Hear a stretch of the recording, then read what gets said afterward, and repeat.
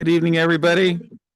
Going ahead and bringing the meeting to order. For those that are at headquarters, let's go ahead and stand and do the Pledge of Allegiance, please.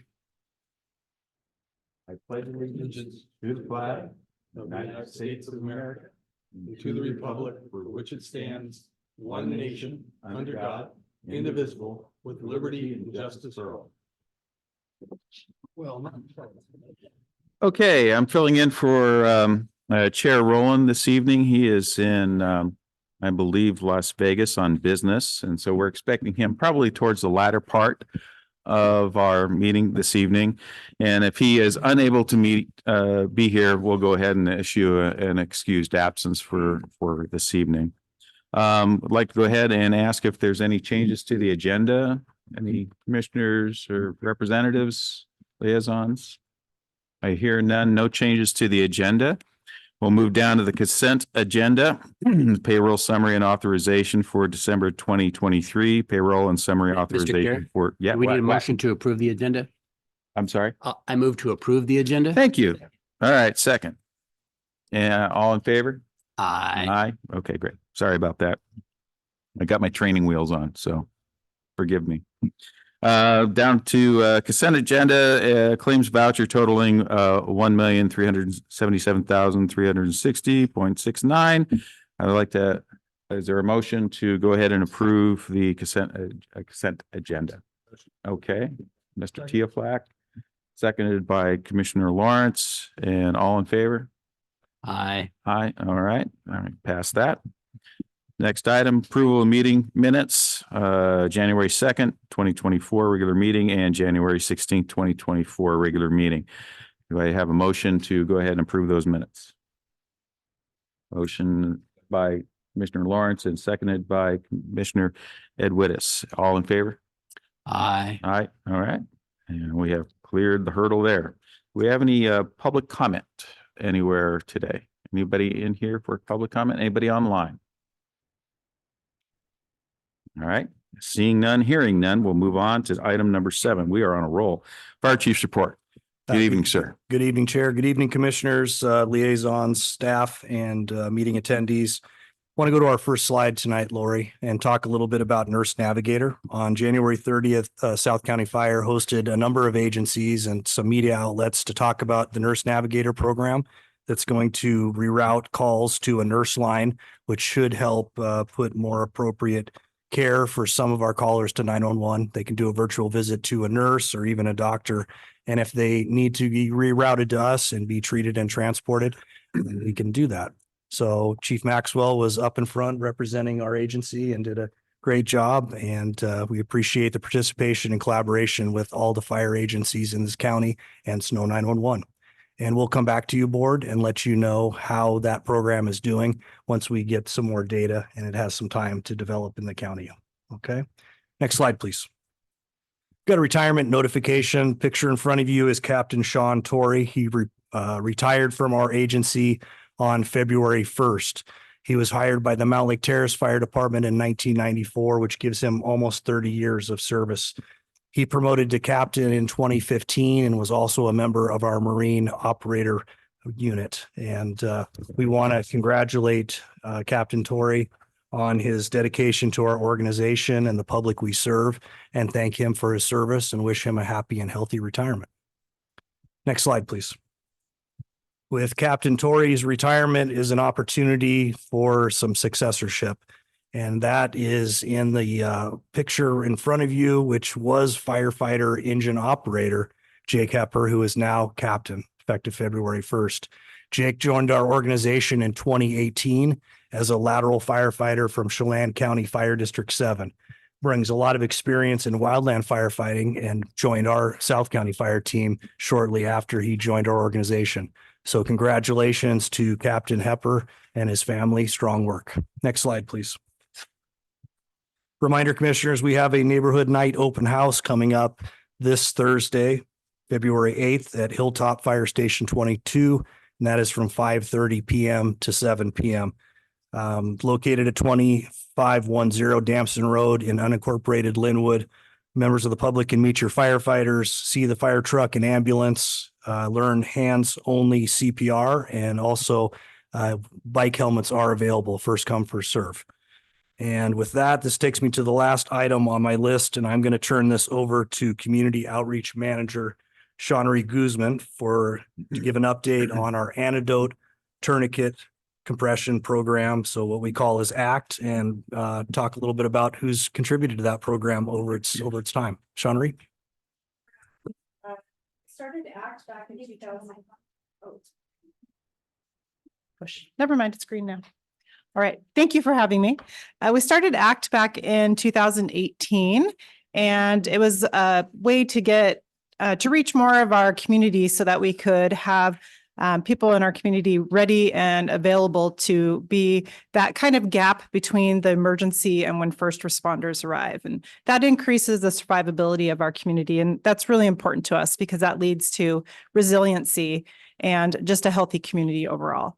So we met a milestone this month, and we've trained over 20,000 people in hands-only CPR, in AED use, Narcan administration, and tourniquet for severe bleeding.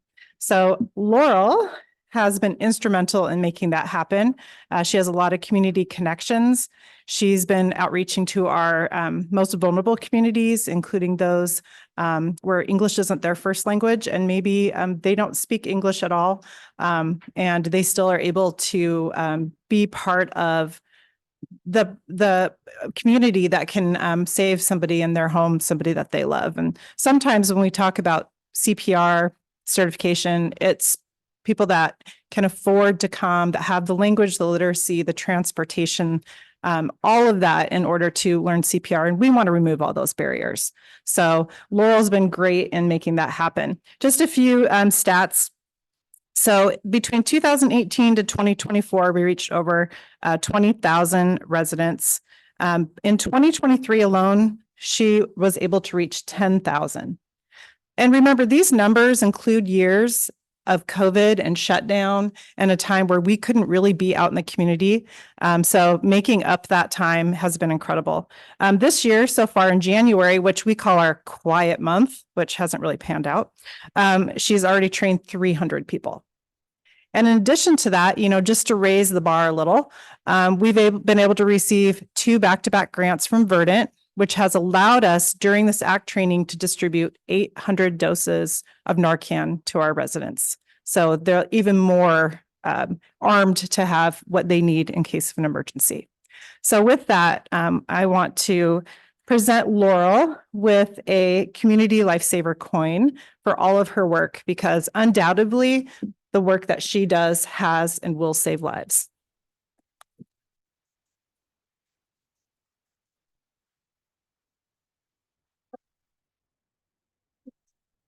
I'd like to take a moment to recognize some of the brains and the ideas behind the program, the ACT program itself.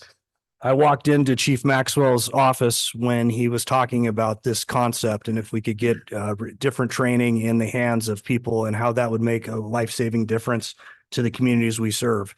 And he told me specifically, because cardiac arrest had affected my family. And he said, what do you think about this idea, Thad? Do you think we could pull it off? What would that mean to our organization? And it takes a thought and a dream and hope and a lot of hard work by a lot of people to make this all come together. So I'd like to take a moment and give the same coin to Chief Maxwell and thank him for his work as well. All right.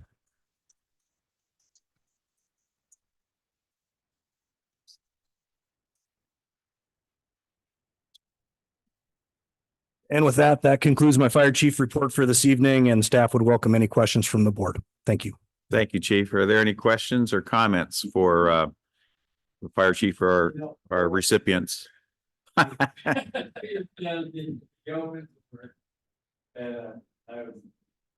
an ambush there. No. But just to contrast, we were doing a couple hundred a year. That's what she's doing. It's unbelievable how much we're reaching out to you. So thank you.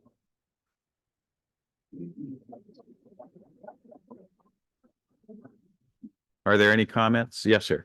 Commissioner Kenny. Yes, Chief, I did have a question for you. You mentioned the Nurse Navigator line.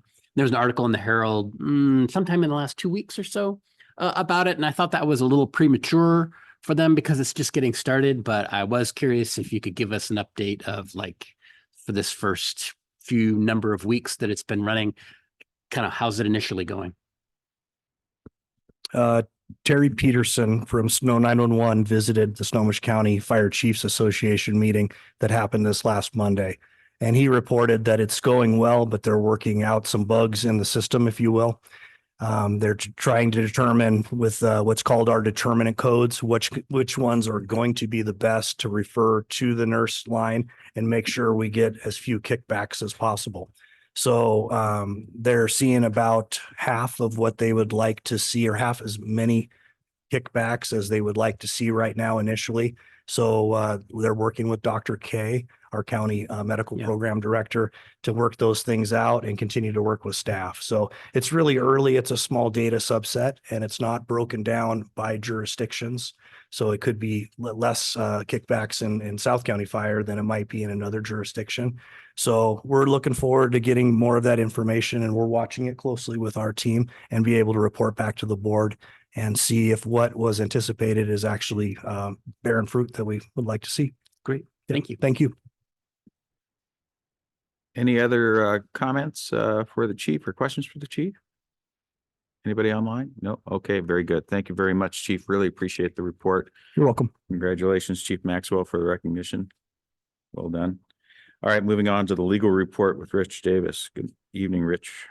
Good evening, commissioners and liaisons. Not much to report this week or this month, rather, in terms of my legal report. Over the course of the month, we've worked with staff and given advice on some employment issues. Open Public Meetings Act and the Public Records Act, and have dealt with some public records requests. We worked with staff on the fire marshal issue that is going to be discussed later this evening, and on some property acquisitions. Other than that, the only news I wanted to report is we've added a lawyer to our firm. That Brian Snur has joined our firm as of counsel.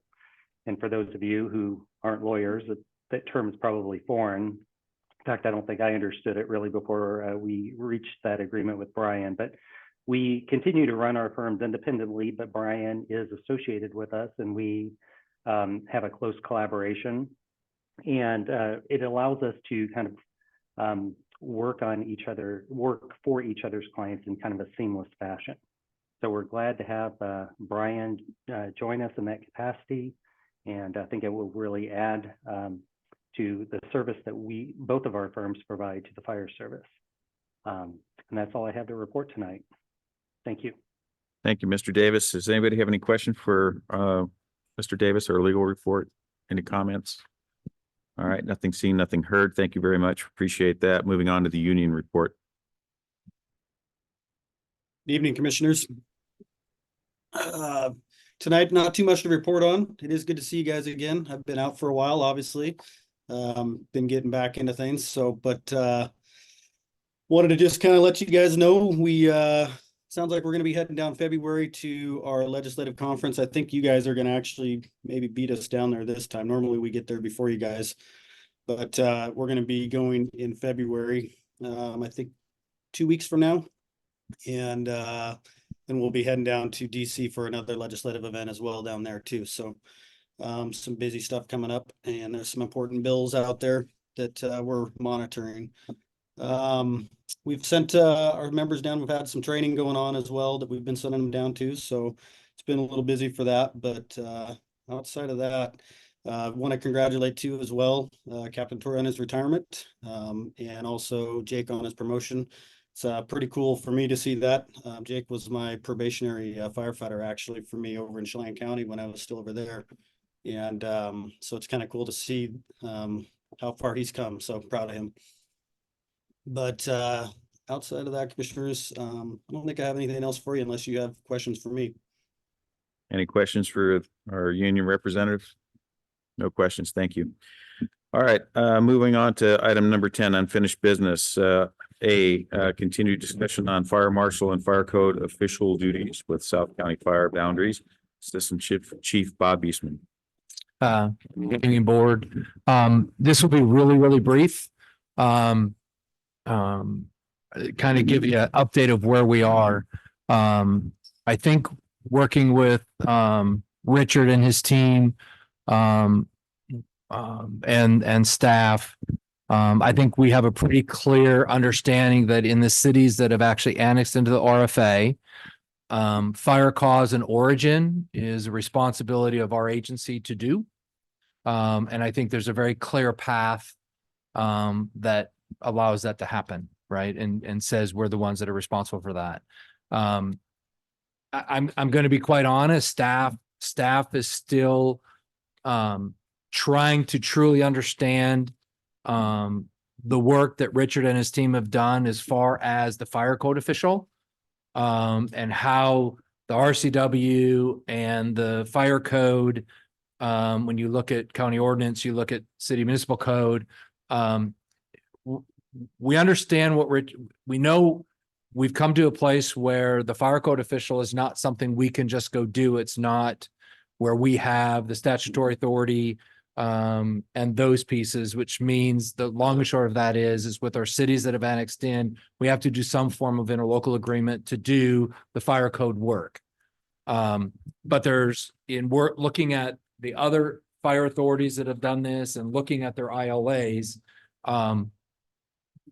There's a lot of ways for the dollars to be traded back and forth. A lot of the RFAs that do this work and the work that staff has done is that they have the cities collect the permit fees of what those are. Then those are remitted back to the RFA. And that's what the compensation the RFA gets to do that work. And the rest of it, if it doesn't cover the full cost, that's on the general fund of the RFA. So as staff's moving forward, we're going to look at the ILAs, and this is my project for next week. Taking what Richard and his team, what my staff has done, and to look at the ILAs, and work through those again with that understanding. And like I said, I think at the last meeting, I don't know, we've talked about it quite a bit, is making sure we understand the benefits that the RFA gets for having our experts in the fire department looking at fire code, making sure plan reviews have the safety of the public, from the fire service expertise perspective, the safety of our firefighters, and keep our feet as part of that process, which I think there's consensus for the board to keep in that aspect of the fire marshal's world, and also do it where specifically for the city of Montlake Terrace, we know that the cost in the old way of doing it, where models are contracts for full service, where it's full wages and then an admin overhead, M&O overhead, and then vehicles and things. So we're staff is next week. The plan is to go rework those. And I'm hoping to work through, at least to start work through intergovernmental, kind of have a conversation about those agreements through intergovernmental and then bring them back to the board. And hopefully,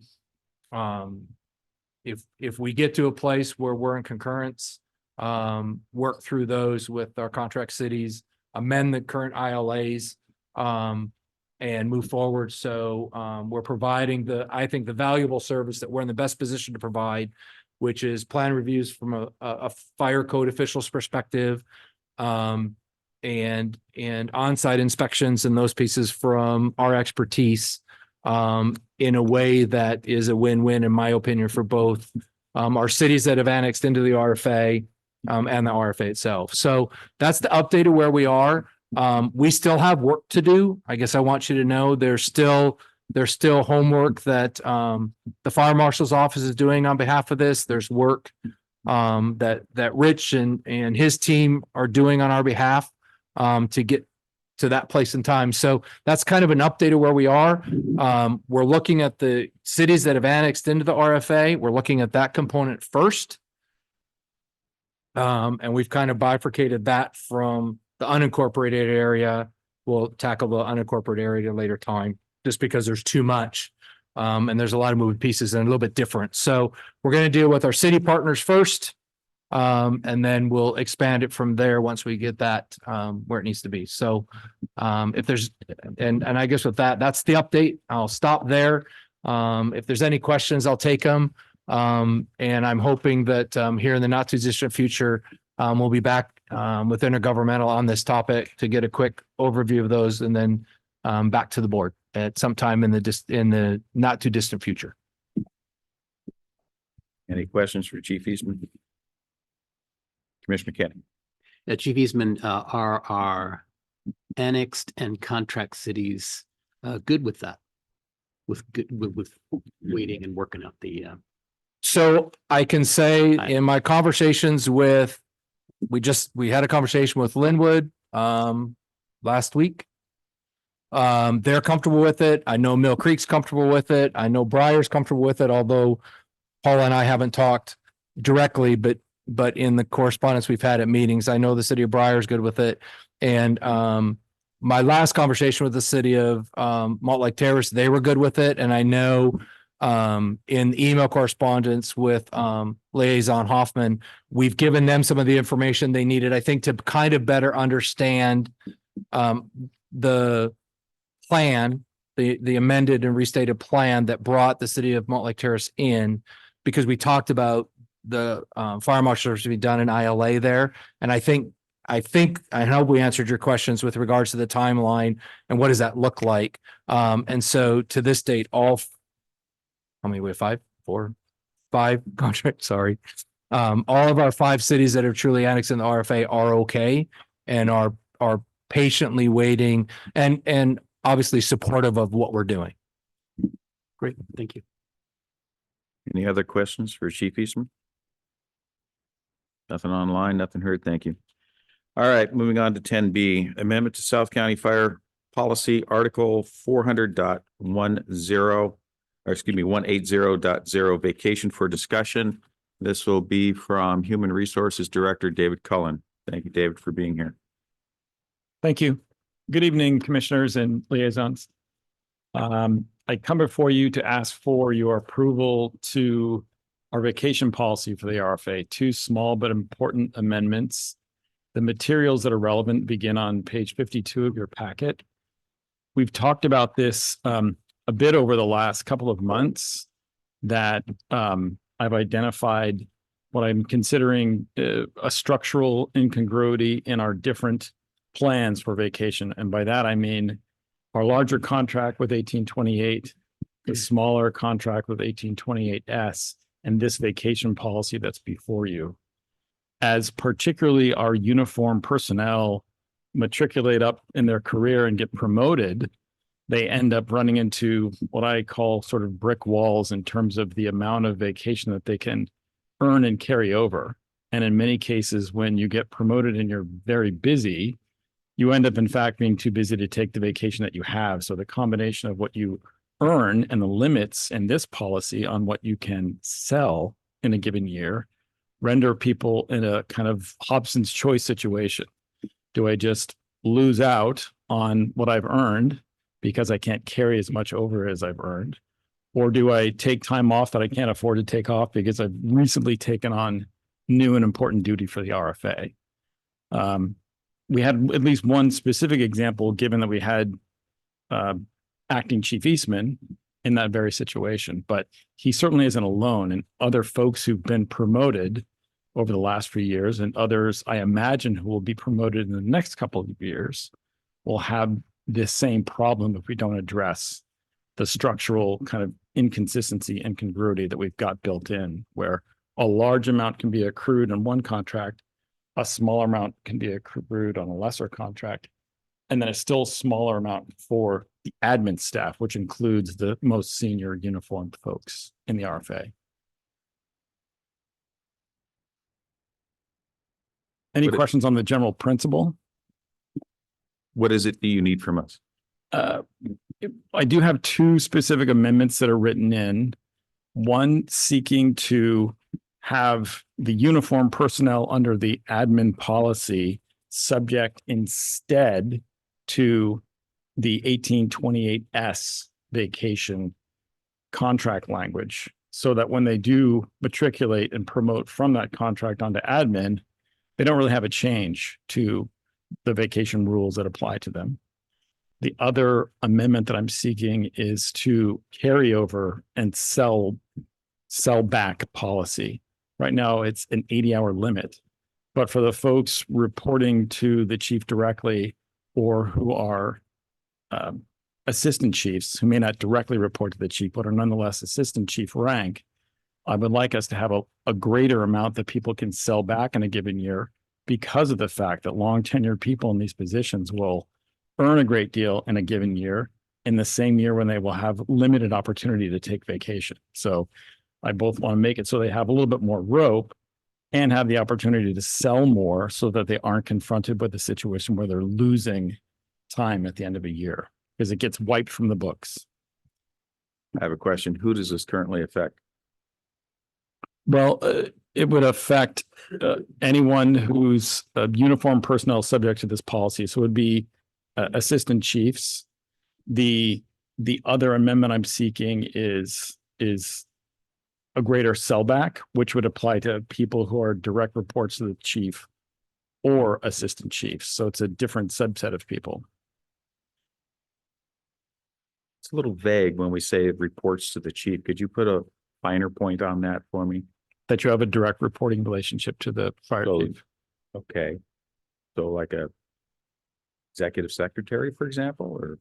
I mean, right now, I guess there are 7 folks who have that. So an executive assistant, the CFO Bothwell, myself, Leslie Hines, and Chief Eastman, with the other assistant chiefs being a direct report to Chief Eastman by the org chart. So there are folks who are, quote, direct reports and some who are assistant chiefs who are one move away, if you will, on the org chart. Thank you, sir. Any questions for Commissioner Kenny, please? Oh, yes, thank you. Mr. Cullen, why is there the 80? No, sorry, let me make sure I get the right number for the administrative staff. It's the 80-hour sellback for the year. Am I getting that right? Yes. And 400, or it's 410 hours. 410 maximum carryover hours for administrative staff. Why is that? Why not so much the sellback, but the limit of the 410? Why is that? Why is 410 a good thing? I do not know. Okay. If that's the case, then why treat the senior members of the administrative staff different than the other members of the administrative staff? As an example, why shouldn't everybody have the 528 maximum rollover and the 240-hour a year sellback? Well, to be entirely clear, what I'm proposing is not for that to be for all senior administrative staff, but rather for the uniform senior administrative staff. The 528. I understand. Okay. And I'm saying, if it's good enough for them, why isn't it good enough for all the administrative staff? Well, I think that's a great question. And I think your root question is a better one. What's the magic of 410? And I don't know that. I'm proceeding on the assumption that there was some magic at some point, and the folks who've come under that plan or program aren't going to have a problem in the same way that somebody who is duly dedicated themselves to amassing time here and has, say, 550 hours of vacation as a uniform person, we're basically asking them to take a hit on that vacation if they get promoted to assistant chief.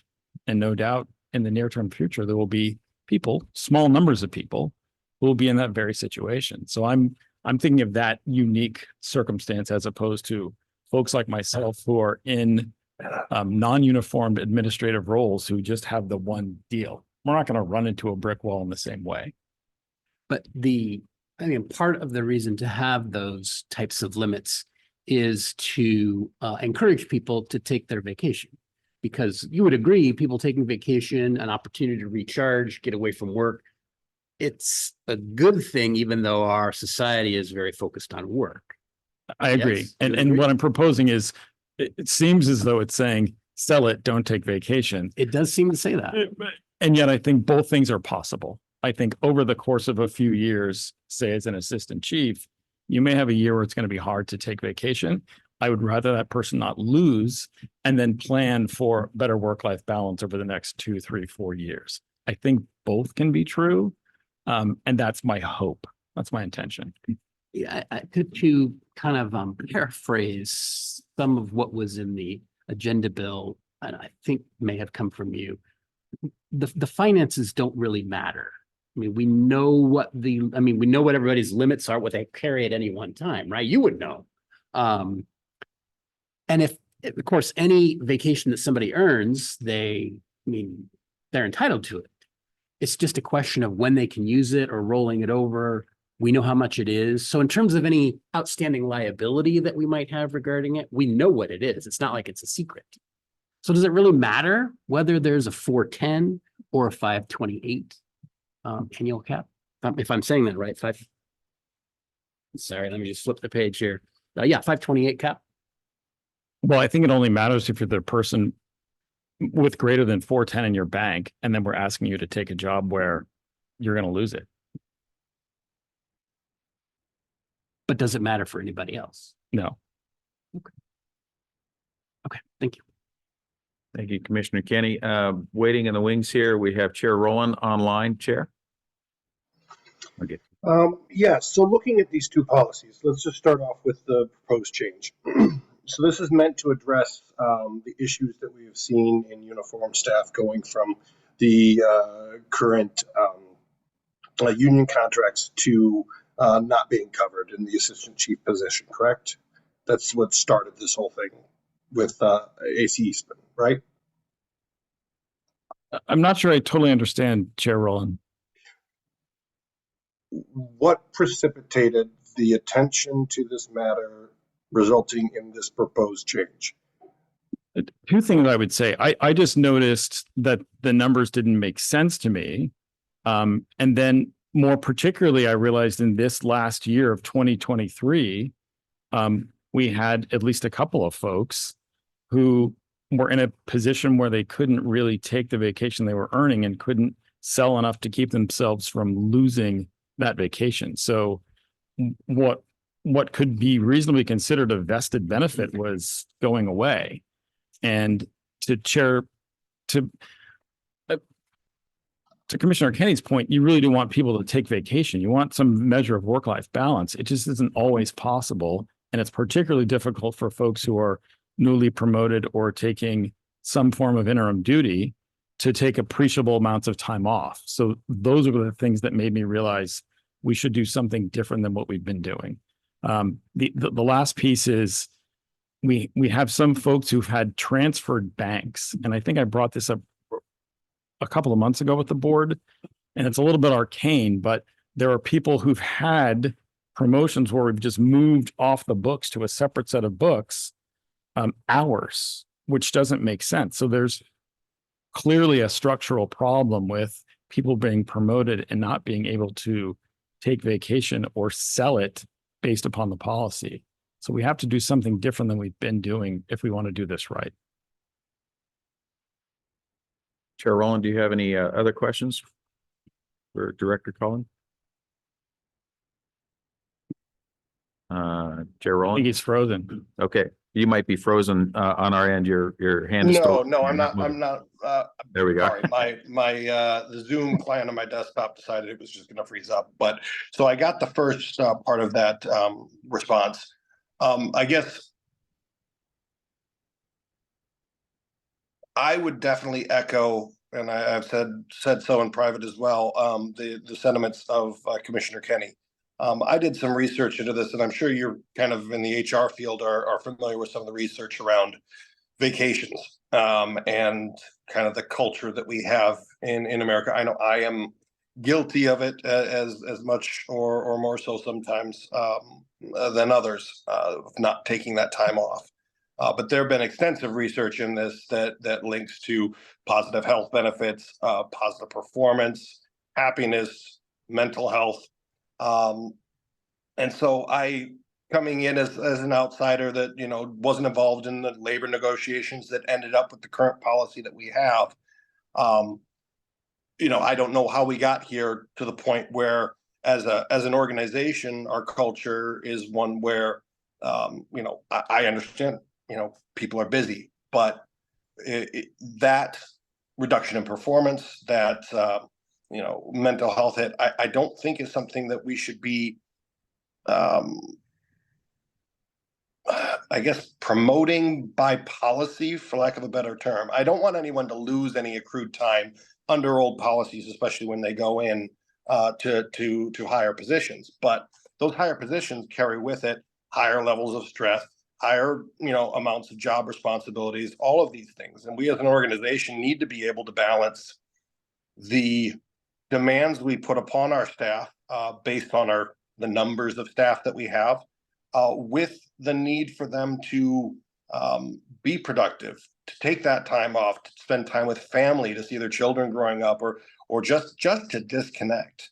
And I think that as we talk about mental health in the context of the fire service and how it is an important thing, our firefighters are subject to severe stresses and things that the members of the general public can't even imagine. I mean, I know in my job it's stressful enough that I'm to the point where I'm taking 2 days this week, later this week, off, but I haven't taken more than a day or two off in the past year. So, and I feel it, but I can't imagine those that are on the line that are going through all these stresses doing so. I know they grin and bear it, or they bank it up for financial reasons, or it just seems like there's never a good time. But I think systemically we need to look at this issue in a broader fashion to help, address, some of those stresses and mental health and productivity and all the benefits of it. And I don't think that this necessarily does that. The other thing I noticed is that, let me pull it back up here so I can quote it right. From the packet, it appears that if we were to go, so let's see here, it's page 54. The breakdown is every 3 years, it looks like 36 months, 72 months, and it goes 120 or 73 to 120, 121, or 228. So it kind of has some jumps in here, but essentially they get more vacation days per year. It looks like those numbers for kind of how we break up how many days they got or get compared to what's in the contract down below are different. So the contract below goes the first 4 years, and then 120, 180, 240, 288, 360 plus. So there's kind of a different schedule for assigning the number of days they get. And at the end of the day, under our policy 400-180-02, after 289 months of service, they get 34 vacation days per year.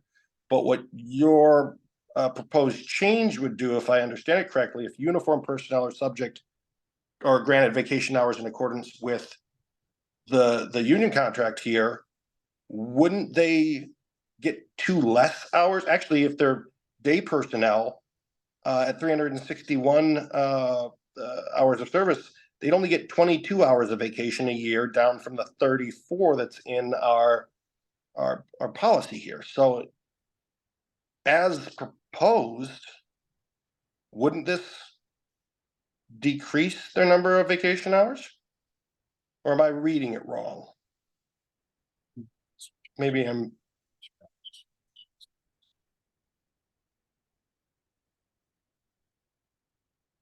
Well, yeah, they don't match entirely, but they're extraordinarily close. So you are picking up on a detail. So for example, with the senior most folks in either of these tables, you're looking at 22 hours versus 22.66 hours per month earned.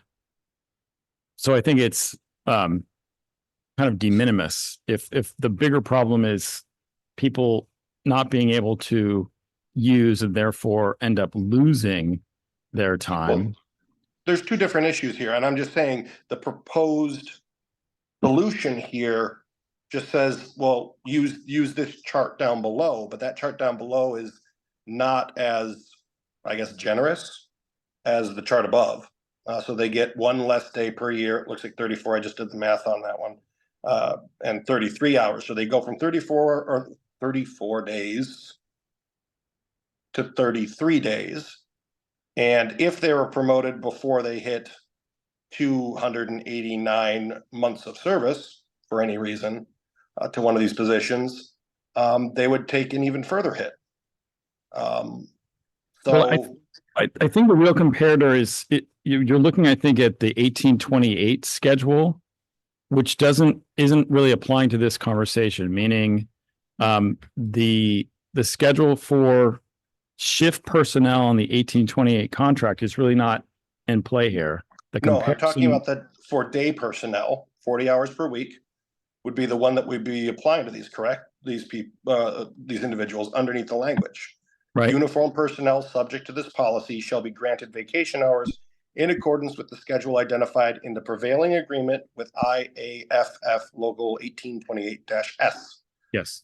Which is what we have down below. So essentially, the vacation policy would be less generous than it was previously. I don't know if that was your intent, but the language would result in that. Well, it's less generous than the 1828 contract, but that's not what we're talking about. No, the 1828 contract is less generous because it requires more months of service between each jump in the number of vacation days per year. And when it caps out later in the union contract than it does in the policy. So again, I don't want to make any assumptions about the future on assistant chiefs and how many months of service they would have with this organization, especially maybe their transfer or whatever. But I'm just pointing out the discrepancy here and how essentially this would roll back and give them less, or would not be equivalent or an improvement in any way.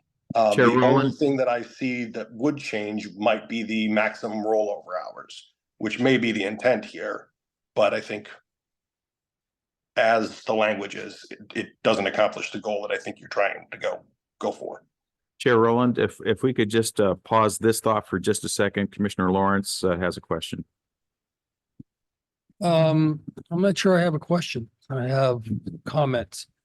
I kind of go along with Commissioner Kenny and why have the limits, but I also understand, I think, why you're doing this is so we don't have to have executive board meetings every time this comes up. I think that's the driver on this. Am I correct? That was the motive. In part, yes. Yeah. But also what Commissioner Rowland brought up is what I was thinking. This is a result, having to deal with this is a result of issues that we've had that we inherited or because of combining agencies. And so I would hope in the future that people accruing hours is monitored and nipped in the bud, so to speak. But I think the fundamental issue we're dealing with is partly what I covered in that email I sent to everybody is we're understaffed. We don't have the bandwidth, and people take their jobs seriously, their care, and they're working the hours and they're not taking vacation. So we need to alleviate that. We need to hire a few people. And that's my, that's what I was thinking. Thank you. And thank you for Commissioner Lawrence. Commissioner or Chair Rowland, you want to continue your thought? I just, like I said, I just wanted to point out that I think that we need to put some, at least change this language if we're going to take action tonight to reflect the intent, or unless the intent is to make it, I guess, less generous.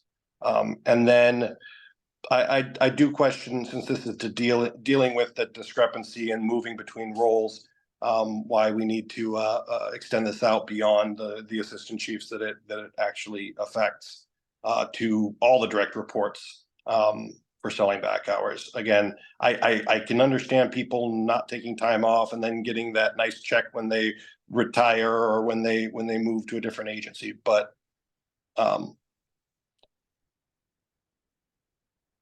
in any job that I've ever had, most of the time, in fact, every job I think has had a limit of like 2 weeks, 4 weeks, whatever it is. And it doesn't increase with time as you get more weeks because the whole intent is for you to take the time. So that is a conversation we can have for, future negotiations or future looks at how we can improve mental health, but and productivity. But just for tonight, I don't know what we want to do here. If we want to amend the suggestion, what are your thoughts, HR director or chief, on the concerns I brought up with the discrepancies? I've got two, chief, if that's all right. One is I don't think it's as much as a takeaway as is being suggested. The average person who would be in this position will have a whole lot of tenure when he or she gets to a point where they might be promoted to an assistant chief position. And in that case, we're talking about 8 hours a year difference in terms of what would be earned as a quote takeaway, for the benefit of having the opportunity to carry over the hours you've already amassed and possibly sell some. So I don't think the takeaway in terms of the real life situation is what you're looking at with the entire table.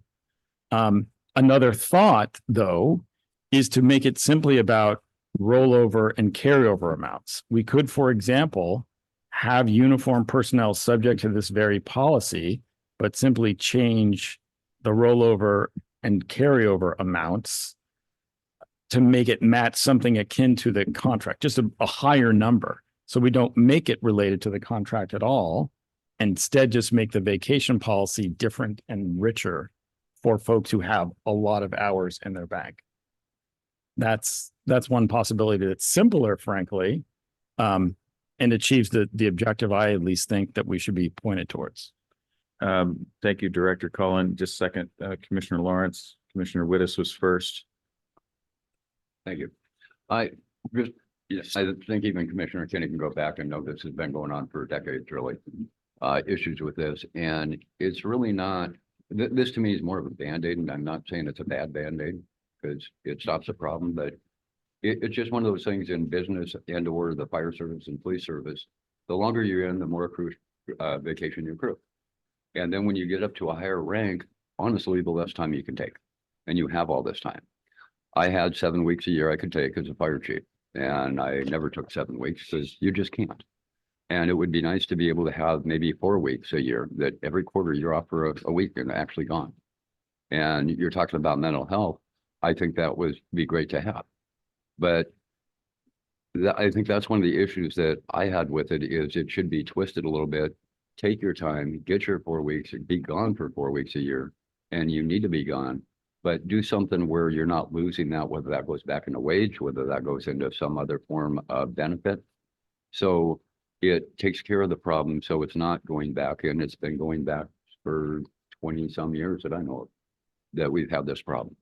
And it's just the nature of the beast. Once you accrue that much time, you're going to continue to accrue it and you just can't take the time off.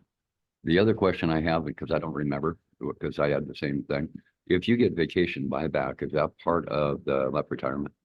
Or is that excluded? Okay, that's excluded from it. Because that's another issue that you face is you get this, but it doesn't count towards your retirement, which I just think it should. Everybody's paying into it, it should. So my personal opinion is it would be nice to change the whole thing so it doesn't come up again. Understand and respect that the people who get up to the chief ranks really just don't have the time off. Back to Commissioner Kenny, I know I was in Cancun when I turned 50. I ran away for the weekend and you emailed me. And you were quite shocked that I emailed you right back. Yeah, I won't mention what he said in the email, but it was like, why are you emailing me and looking at your email at this time? Well, that's what you did when you were trying to take off a couple of days here and a couple of days here. You never got away from it. If I had a week off, I could go to Mexico or go anywhere and I wouldn't be bothered And I think I'd be respected not to be bothered. So people would say, yeah, he's only got a week, let's leave him alone. Where when you're taking a day off here and day off here, and I know you didn't expect me to answer, but I was doing it. So that's how I feel about it. I'd like to see that the whole system get changed a little bit if that's possible. And I don't want to throw this out there other than we do have a finance HR committee now that maybe could work on that. Thank you, Commissioner Wittes. Commissioner Lawrence? It's great to have someone here to talk to Jim about the old days. What I was gonna say before Commissioner Wittes spoke was there's no rush on this, and I think then Commissioner Wittes touched on that. Get the people that know about this issue in depth, human resources, someone from the staff, maybe, and Commissioner Wittes and Kenny, and have a 1 day or 2 hour brawl over this, and along with Chair Rowland, because he has an eye for this stuff and understands it. I didn't know what the heck he was talking about, but I'm sure he kind of knew. I didn't, but so that's there's no reason to vote on this tonight, right? No, I think the suggestion to bring it to newly formed HR Finance Committee makes great sense. Well, I'm on that. That wouldn't do any good. Okay. Thank you. Commissioner, Chair Rowland, do you have a comment? There's one person that we haven't heard from, and given that I've kind of brought this discussion into a more, I guess, let's call it philosophical culture type place where we're talking about maybe making changes at least to the senior staff, but the justifications could affect uniform staff, or at least the conversations around it. I don't want to discount the fact that we have our union president here, and I'd like to just hear if he has any thoughts on the matter, or if it's something that he just needs to give some consideration to. And before we made any changes, I'd want to make sure that we have a conversation with those that would be affected by it, and get their thoughts on it instead of just assuming that we know what's best. So let's just start with Pat. Are you still on the line here? I'm on, yeah, but this Okay. this wouldn't be affecting the union staff here, what we're talking about. I was more just speaking of the whole people not taking time off and maybe trying to find a solution to help increase quality of life for our firefighters by looking at the policies with them in a collaborative way to see if there's a way that we can, I don't want to say force anyone to take time off, but at the same time, make sure that they are taking advantage of the benefits of it. I guess, like I said, I'm trying to be cognizant that, I would say yes, we would definitely, obviously be interested in having some sort of conversation with that, and I do know that from my perspective, I support people taking their time and using it. I think it's vitally important to get a break from this place every once in a while. I can attest to that myself, so. Chair Rowland, any other comments? I think we're kind of at a point where I don't think there was a motion on the floor to adopt this yet. No. I would just, I guess, referring it back to that HR and Finance Committee would be appropriate at this point, and let you guys have more conversations around it. If there's anyone that's coming up and about to hit a limit where our not taking action would affect them, I would want to know at future meetings, but if we haven't made a decision yet. Yeah, we're getting a lot of head nods and approval of that suggestion, including Director Cullen. So I think that pretty much wraps up this topic, unless somebody else has a comment. No? Director Cullen, thank you very much for your time. Thank you. All right, moving on, item 11, new business. Establish a 2024 benefit charge appeals deadline and appeals board. Chief Financial Officer, Chris Bothwell. Thank you, Vice Chair. Good evening, Commissioners. This is just a routine item. So one of the conditions or the requirements of having a benefit charge is that we have to provide an opportunity for property owners to appeal the benefit charge. We've never had an appeal, but if we did have one, we need to have the system set up. So we're putting in front of you tonight is two requirements associated with those appeals. The first is that we establish a deadline for appeals. And the second is that we assemble an appeals review board. So we're proposing April 1st as the deadline for appeals, and that's consistent with last year. And then for the appeals board, we are suggesting that would be Chief Eastman, Director Hines, and myself. And we would be assembled through April 15th to hear any appeals that might come our way. So that is the extent of this item, and we are looking for action tonight. Alrighty, any questions for Chief Financial Officer Chris Bothwell on this topic? And you're looking for a vote in the affirmative to move forward? Correct. Is there a motion on the floor? I move to adopt resolution 0206-2024-02, establishing a review board for benefit charge appeals for calendar year 2024. Seconded? He beat you out. Sorry about that. All in favor? Say aye. Aye. Aye. Any opposed? Motion passes. And I believe we have you on for the next item as well. Is that correct, sir? Yes, That'll thank you. be 2024 general and excess liability insurance policy renewal for action. Thank you again. All right, this is another routine item. We do this every year. So we have an annual insurance renewals that are due.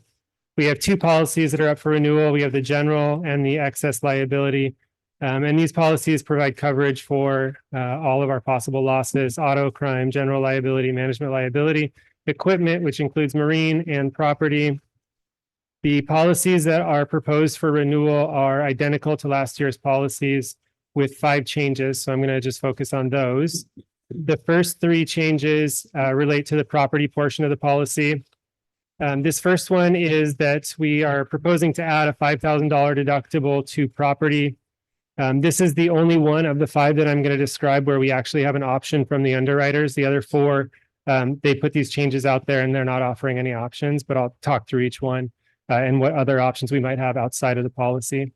So for this first one, we'd be adding a $5,000 deductible, and it would mitigate the effects of several small claims. So over the past 5 years, we've had a number of small claims, and this would keep those off the books and keep our records, keep their experience rating with us better, and positively impact future rates. And so the next item is there's a 5% flood deductible added to Station 10. When they were in underwriting this year, they found that Station 10 is in a flood zone.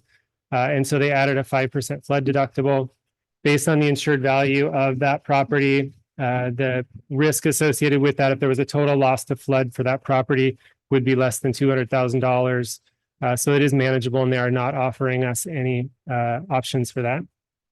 The third one is probably the biggest one. And this is a $25 million flood and earthquake sublimit that was added. And this one also came out of underwriting, and it's the result of the underwriters finding that the RFA operates in close proximity to a known fault line. Our insurance agents told us that this is something that's affecting a lot of agencies in our area. And so the excess policies would not kick in above that $25 million. And so we are going out for quotes to see what an excess policy to cover anything above that would cost. We don't have those back yet. Just for some perspective, the insured value or the scheduled value for the properties is about $50 million. So if we had a total loss on all these based on that scheduled value, we would have a pretty significant loss. So they're not offering us any options on this, but we are shopping for an excess policy to see what that would cost. Commissioner Lawrence, you have a question for? Yeah, most people in this area don't have earthquake insurance on their houses. This is really expensive. So, do we have earthquake insurance now? Yeah, we have earthquake insurance now with no limit other than the policy How much limits. does that cost us? I mean, ballpark. It's included in the property portion of our premium. So if you took it out, it'd like cut it in, 3/4 gone. It'd be only 25% of the cost. They took out the earthquake insurance, maybe? That's possible. Yeah. Because it's usually it's not worth it to have it. But anyway, We could shop that. I mean, we could ask them, what would the difference be if we took earthquake out? yeah, it may be totally different for a commercial building. I don't know. That's just. I don't- Thank you, Commissioner Lawrence. Any other questions or comments? Liaison Swisher. Just to give everybody a little bit of insight, for the city of Briar in the last 3 years, our rates have skyrocketed, and we are part of an insurance pool. So the pool being all kinds of cities from here in the state and some other entities have been able to get, decent rates. But we are finding it more and more difficult because we are in Washington state to get companies, even the secondary insurers for the second portion that isn't covered by your first insurer, to step up to the plate and want to insure us here in the state of Washington. And that has a lot to do with what our lawmakers are doing in Olympia, just so you're aware. So you might want to keep an eye on that. I feel bad for you because I know this won't be an easy task to find somebody to step in based on what we've seen, because I'm our risk manager. So I sit on, as one of the members of the WCIA group when there's a board meeting and everything. And even this year, their discussion about it, it kind of makes your head spin. And then when you get the invoice, that almost gave me a heart attack. I knew it was coming, but it was still, it was $269,000. Which is a big jump just from what it was last year. And it's an even bigger jump than what it was 3 years ago. So just be prepared that if you want to actually protect your assets, you're going to have to pay a lot of money for it. Thank you, Liaison Swisher. We can't see if any of the participants online have their hand up because of the screen. Chair Rowland, do you have any questions for us?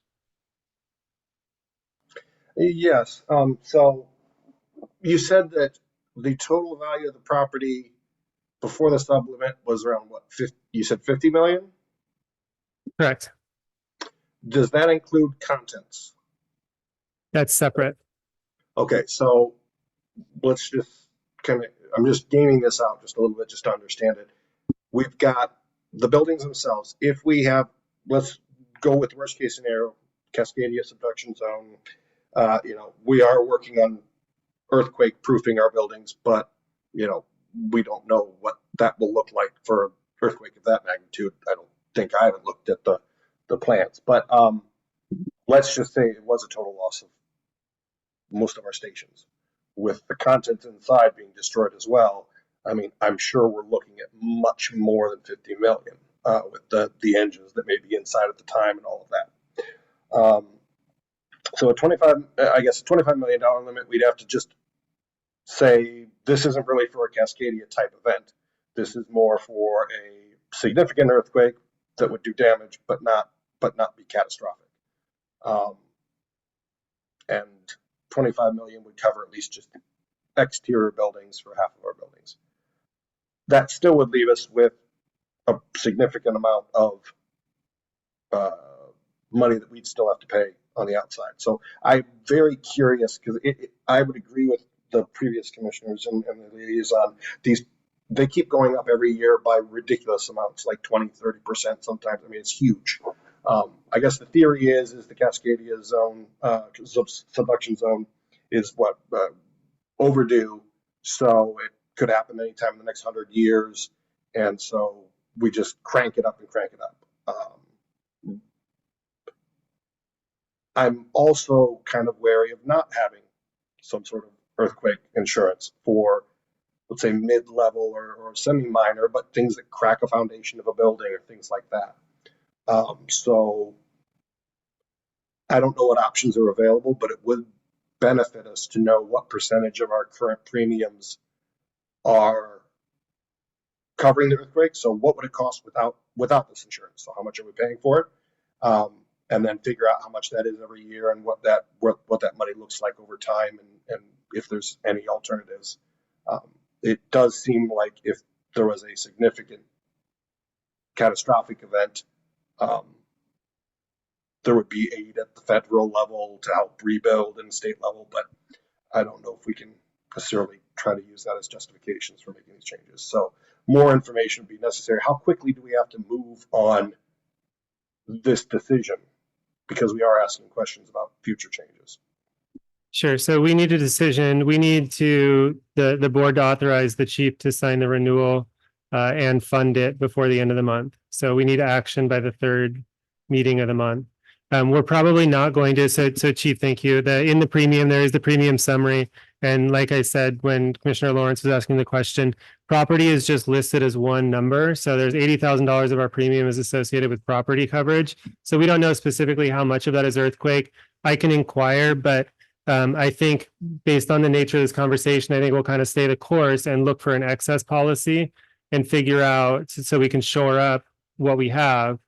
Because the property coverage they're offering us obviously does a lot more than just earthquake and flood.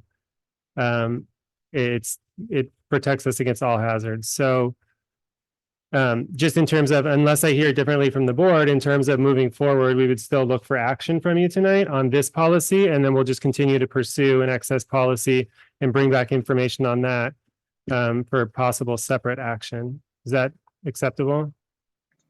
I mean, since we have the time, it makes sense just to ask the questions. If we don't get answers, or if we don't like the answers, we can still pass this at the third one and not have any risk. So would the question, so if we ask the question, how much of it's earthquake in property, is there a possibility that we would need to change the coverage to not include earthquake, and then we would get that separately? Is that what you're suggesting? Possibly, yes. Yes. That would give us time to shop around and try to find, the amount of coverage and the price that, maybe there's not any better options. We just don't know at this point. And if it is a significant portion of that 80,000, I don't know. I looked to my other commissioners just to see what the general consensus is. I did have one more question, and that is Station 10 being in a flood zone. Have we looked at that, since that seems to be kind of a new thing for this particular policy, as far as what sort of conditions would lead to it flooding, and have we started to at least try to get ahead of that, regardless of insurance? I presume that their determination on that is just based on a flood zone map, and I don't know that we would be in a position as staff, other than hiring a consultant to go out and determine the validity of the. Actually, there's mapping that's already been conducted that you can contact county DEM, and they can tell you whether or not it's in a flood zone. And if it is, which we already know it is, it also probably qualifies for the FEMA flood insurance program, which is a separate insurance program from this particular policy. And also just addressing the Cascadia issue, if there were a major catastrophic earthquake, a presidential declaration would be issued. You would be considered critical infrastructure under public assistance and get rapid funding as a result of reconstituting fire stations. So there shouldn't be too much impact, from that point of view. This is the insurance carrier, though, who's trying to wrap, neatly a package around everything. So just know that there are other options out there, and that we probably should leverage some of our partners in emergency management just to see what they are.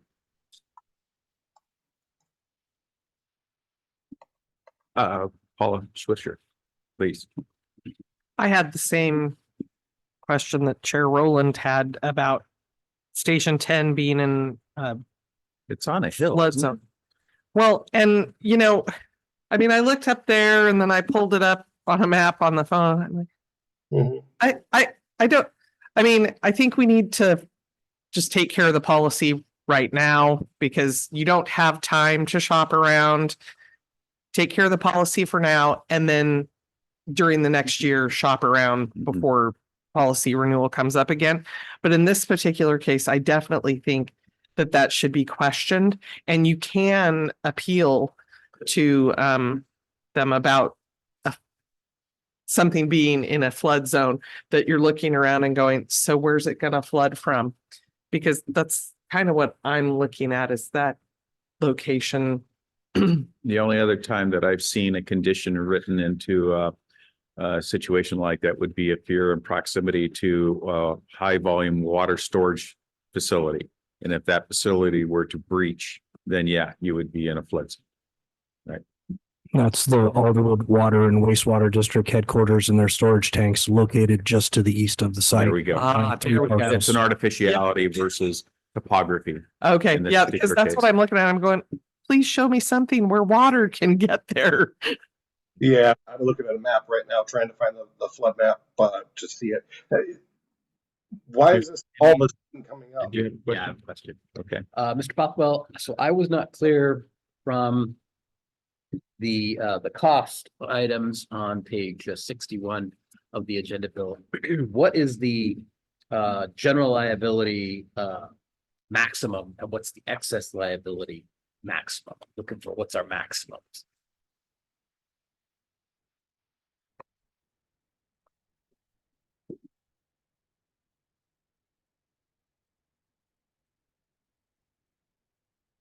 I'm sorry, what page was that? Well, that was the financial numbers are on page 61. I think the maximums are on page 103 and 109. But I want to make sure I'm looking at the right things in terms of what's the each occurrence maximum and what's the excess liability on top of that. So for which policy? For the excess policy or the regular policy? Well, I think the regular policy is on page 103 and it indicates each occurrence is $10 million.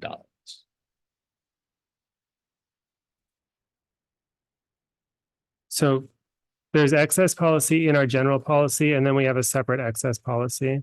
So in the general policy, it's $10 million per occurrence, $20 million annual aggregate. The excess, it's 5 million and each occurrence, 5 million total aggregate annual. And is that changed at all from last? That has not changed. I just want to be sure because that's those maximums that I think about. The two areas that we've talked about previously about maybe higher risk are our vehicles essentially, because we drive a lot. And although everybody is a good driver and wants to be, you just never know what's going to happen. And you hit a school bus, or you just never know who you're going to hit. It could be a big. You could hit that. Essentially, that's a $15 million max. What's going to get us to $15 million? Maybe hitting school bus, or who knows. But the other area is also it's described in two different ways in there. Software issues and then like data incident, stolen data type incidents. And I wanted to ask, do we have enough insurance around? It's actually for both pieces. Do we have enough insurance at $15 million as our max? Because I recall in the past, we've had more. It may be the same as last year, and it may be feasible to get more. But I'm wondering, is 15 million enough? Thinking on the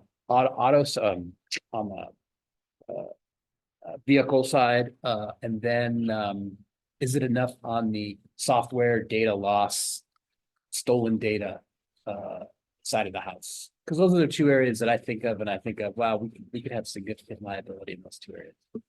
Commissioner Kenny, those are great questions. You'll remember last time from when we renewed the policy, we've got our base liability insurance that CFO Bothwell just discussed, plus our $5 million excess liability insurance.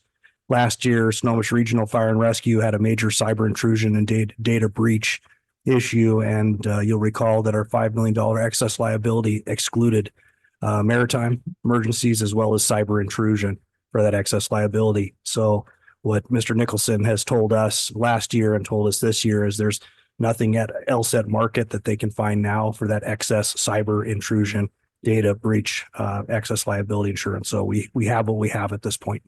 Okay. And what are your thoughts about the vehicle side? Essentially, I guess a cap of $15 million. And the liability you have with the miles of drive. not being someone that gets to vote on this, I'm happy I'm part of the team that gets to bring it forward for board's consideration, because I think that excess liability insurance that we have on the backside to adjunct our auto liability insurance is extremely important, because there have been some significant claims in past years from other departments, and the school bus example is a great example of that. As we're continuing to grow as an RFA, if that were to happen, we really need to keep our eye on the ball with this, because as our agency has expanded, some of the offerings from VFIS may not stay up with our commensurate growth if that were to happen, with more fire stations, more personnel, more liability, more risk, more wheel turns, more apparatus. So I think we need to renew this policy at some point, and we'll hope that that happens with the board here soon, because we want to stay insured. But I think we need to continue to look at market, and I know that's something that CFO Bothell and the team are going to do, because I think we could potentially outgrow this policy. Well, and that's actually a great point, because, you know, we're kind of arguing about this roughly $500,000 of expense. But you bring up a good point. In the last few years, we're, you know, compared to last year, this is basically the same. But in the last 2 years, we've gotten bigger in terms of the actual amount of coverage, and amount we drive is increasing with Mill Creek coming on board. With Mount Lake Terrace and Briar, it's actually hasn't, because we've already been working in those locations. But as we get bigger, we have more risk. Maybe we should be, and I actually don't know, is 500,000 enough for us to get that coverage for an entity our size? Or do we actually need more? And should we just be paying? I mean, in the context of our overall budget, $500,000 is not that much money. And so the question is, are we at the right place with our insurance due to our size? So it's just something to think about maybe for next year. I know with Mr. Nicholson and Nicholson Insurance, they've given us the best package that they can give us based on VFIS standards, and they're a nationwide company. So I think that as we continue to evaluate what the needs of the RFA are going to be going forward, that we're going to have to look outside of this VFIS box that goes back to predates Chief Wittes, right, as being our insurer. They are the largest insurer of the fire service out there, but we just need to continue to be diligent, and we might need to a la carte a little bit and actually have VFIS and then maybe some other vendors out there to look at our risk and liability and couple those two together. Okay, great. Thank you. Thank you. Thank you, Commissioner Kenny. Commissioner Lawrence, did you have something? You were leaning in for action there. Commissioner Tiaflak. Yeah, I feel like we are getting close to the deadline, and shopping for insurance takes a lot of time. Liaison Swisher is pretty pragmatic, and so she's recommending that we just move forward with this, and it seems like staff feels the same way. So I feel like I'm comfortable saying yes if we were to vote today. Good.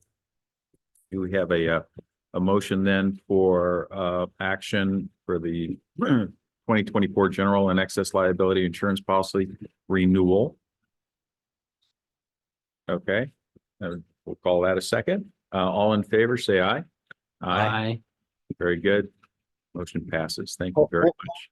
Hold on just a second. What? After the motion is called, there's still time for debate and talk. I just had one more question for staff on this. Okay. Before we go to vote. It's not going to change my vote or anything like that, but I before we move on to other things. I was made aware that there were some changes, I guess, recently or in the past 10 years, something to requirements for training on for our employees. I know we've got specializations in truck driving. We got our volunteers driving the volunteer truck. I was told that is part of our insurance policy requirements, but I was just trying to find it in this policy. Is there other documents that may be in that it wouldn't be in here, or did I miss it? as far as what the insurance company requires for us to have our employees trained up and recertified or whatever they need for the emergency vehicles. Yeah, I think what you're referring to is annually VFIS sends a representative to review our training records itself and what our driver operator training program is. I know I've been told the same thing, that has increased over time. That's not anything that's in the document, and I don't have anything that I could read off to you, Commissioner, but it's something that we could do some research and get that to you to answer that question at a later time. Perfect. Yeah, I was just looking for it in there to get the details. So Okay. I apologize. I guess we can redo the vote if we need to, but apologize. Thank you, Commissioner Rowland, for your comments. Any other comments before we move on? Chief Financial Officer Chris Bothwell, thank you very much. Item C, under number 11 here, public comment policy and protocol for discussion and potential action. Chair Michael Rowland, back to you. All right, so I guess we've been discussing this for a couple of weeks. That we did so at the very beginning of the year in response to other agencies encountering issues with just random but coordinated efforts to, I guess they're calling it Zoom bombing meetings. We've also encountered our issues lately with in-person attendees that are starting to become disruptive. But I want to make sure that this conversation is separated from any specific individual or case, and look at our policies to see what we have and what changes we may need to make to address these kinds of incidences. We had some information as far as our legal options from our attorney. So I guess, do you have anything to add to that, Rich Davis, or do you have any a summary that you'd like to give or anything like that? Because I know the document is go ahead. I'll just let you have that. If the commission would like a summary, I'm happy to offer that, but I don't want to take up time if the commission already has good understanding of it. So let me just see if anybody wants. Happy to do it. Are there any questions? Has everyone reviewed that memo? Are there any questions on the floor? Yes, Commissioner yes. Lawrence. Yes, that was a big drink of water there, that memo. Though my recommendation is, okay, Richard, is it possible to temporarily change our system to have one of your recommendations, have the public comment at the end? So that will give us some time, so that way our meetings can flow good until the end if there is any particular people that want to cause trouble. And so if we could do that, and I appreciate what you wrote, and I thoroughly digested it, and but I think it would take a lot of board time to come up with a final plan. And so could we do it just that temporarily? And what would it take to do that? So because public comment is only required at a regular meeting at which the commission is going to take action, any other meeting, any special meeting, for instance, you could have public comment at the end, at the middle, wherever you want, or you could choose to have no comment at all. But at a regular meeting where you're going to take action, my recommendation is, I think the intent of the statute really is to have comment before any action is taken. It's not explicit in the statute, but I think it says before or at a regular meeting. But I think if you go back and look at the legislative history, I think the real intent was that the commission receive comment on items that are likely to, or that are going to be addressed by the commission and that are listed on the agenda. So I would recommend that you continue to have it near the beginning before you take action on items. during those meetings where you are going to have public comment. Okay, then let's see, what's the next best option? That they be, could we temporarily require comments to be written? So until we can get a plan figured out. I'm just want to stall for just to the decision of what to do would take some time. And so can we do something temporarily, like, let's say, go to written? I'd have to go back and just double check your bylaws to see if it requires a verbal comment to be allowed or offered to the public. But if it doesn't, then yes, you can move to strictly written comment. There is nothing in the statute that requires that you Mhm. accept verbal comment. So And could we, if it's not in the bylaws, to give us that option, we could change the bylaws with a simple vote and put that in there. And I don't know how we would say that it's temporary. It just, we put it in and then we take it out when we want, when we decide what the final plan is. you could amend your bylaws if there's a provision already in there to just provide for written comment. You could change it at a later date. Sure, you can amend the bylaws.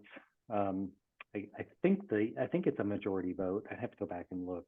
But yeah, you could do that. Okay, thank you. Thank you, Commissioner Lawrence. Recognizing Liaison Swisher. We all know I'm going to have something to say about this. I think by limiting it to written comment, you could be doing a disservice to other people within your service area. People who don't go and read your bylaws, who show up for a meeting thinking they're going to be able to give public testimony, make a comment. Heck, even if they're just here to say, you know, we live over here in Mariner Village and we just wanted to bring it to your attention that your people at Station 11 did a great job. You have now made it where those people cannot comment. And they will sit here and you'll go through public, you know, you'll have no public comment. And those people are going to be sitting here looking at you going, why aren't we being given the opportunity? Because let's be honest, nobody's going to go read your bylaws. Nobody's going to read your bylaws to find out if they're allowed to comment publicly or if they have to do it in writing ahead of time. And as Mr. Davis put in his memo to all of us, you also can't pick and choose whose public comments you put into the record. So should people submit that public comment commending the people at Station 11 or one of the other stations, you don't get to read that into the record because you have chosen to say that we'll only accept written comments. So I think it's a very slippery slope to go down because you are limiting your constituents from being able to come and address you. And then they show up for a meeting where there may be something on the agenda that they feel very strongly they want to talk to you about. And now they can't because you've said you will only accept their written comments. I realize the purpose for this, but I think that if you go down that road, you are doing a disservice to other people within your service area. Just my 2 cents. Thank you, Liaison Swisher. And just to reframe this conversation, it really is in the spirit of not trying to minimize public participation, but mitigate what potentially could be a threat to the room as a result of people who take and escalate beyond the normal 3 minutes or use foul language or maybe purport that they're going to engage in some level of violence. Commissioner, Vice Chair Rowland. Thank you for pointing that out. I got demoted. Okay. Let me see here. So I did pull up the bylaws. There is requirements in our bylaws under section 3. I don't know, Melissa, is that something that you could possibly bring up so that we can at least have the other commissioners see what I'm seeing? I just grabbed it from the website, or I can share. if you give me the permission to do so.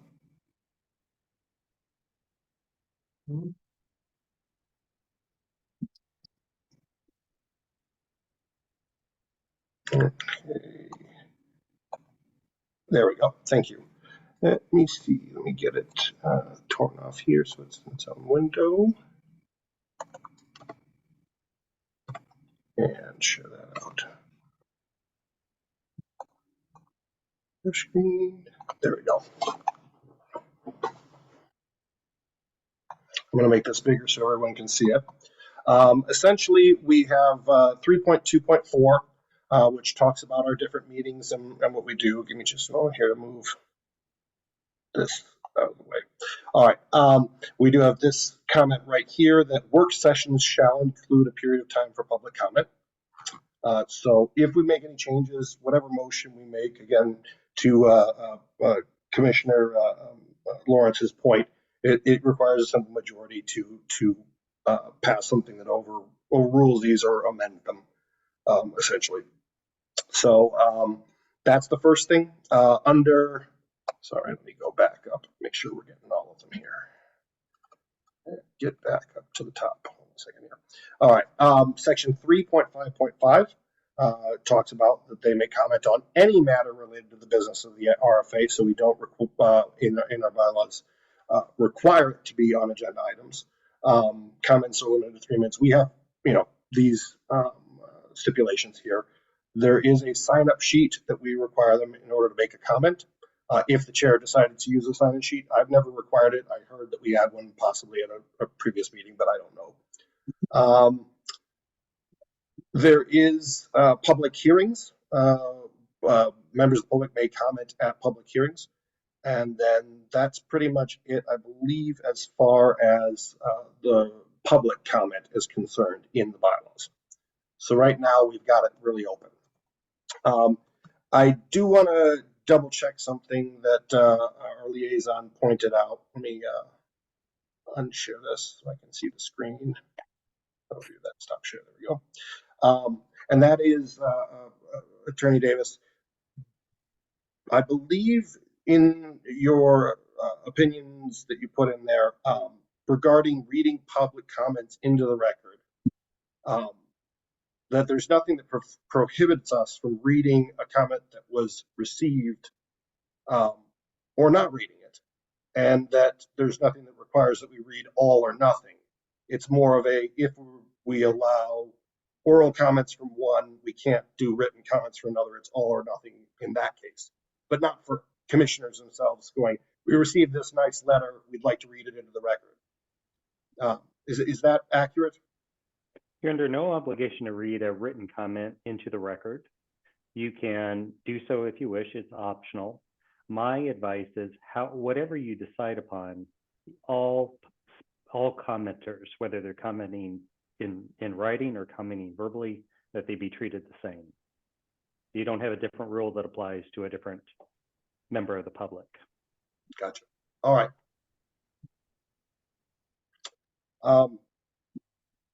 So my last thing is I think I've spoken on this before. One thing we have to look at, I understand, I think that I guess the general argument of slippery slope indicates that we won't stop.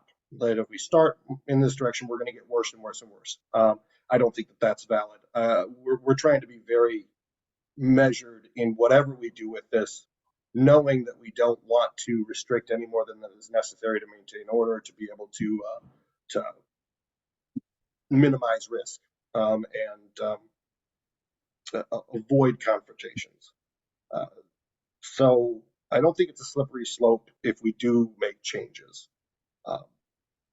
In addition, if we look at just let's say the last 2 years, we'd have to go back a while to find a large body or a very, I guess, an incident that there was a lot of wish for people to come and comment at the meeting.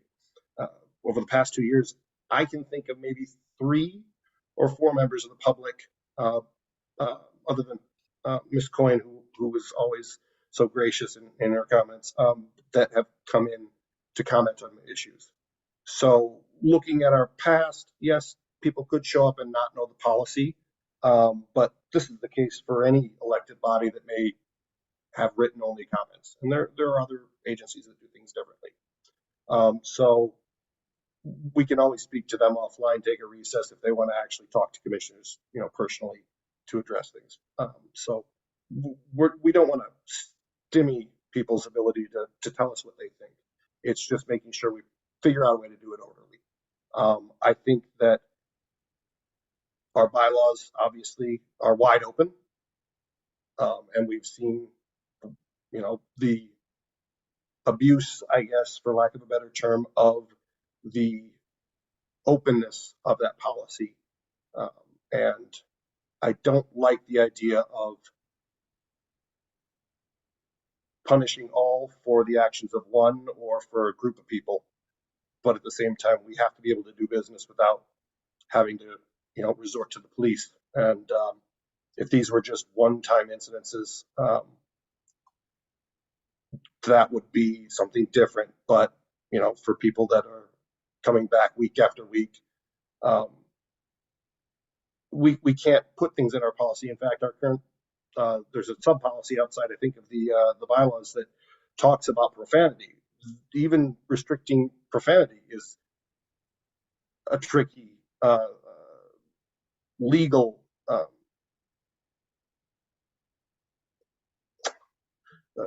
Rich, I know that you commented on profanity, about the restriction on personal attacks and how those weren't really enforceable. And if we tried to, we could end up putting the organization at risk.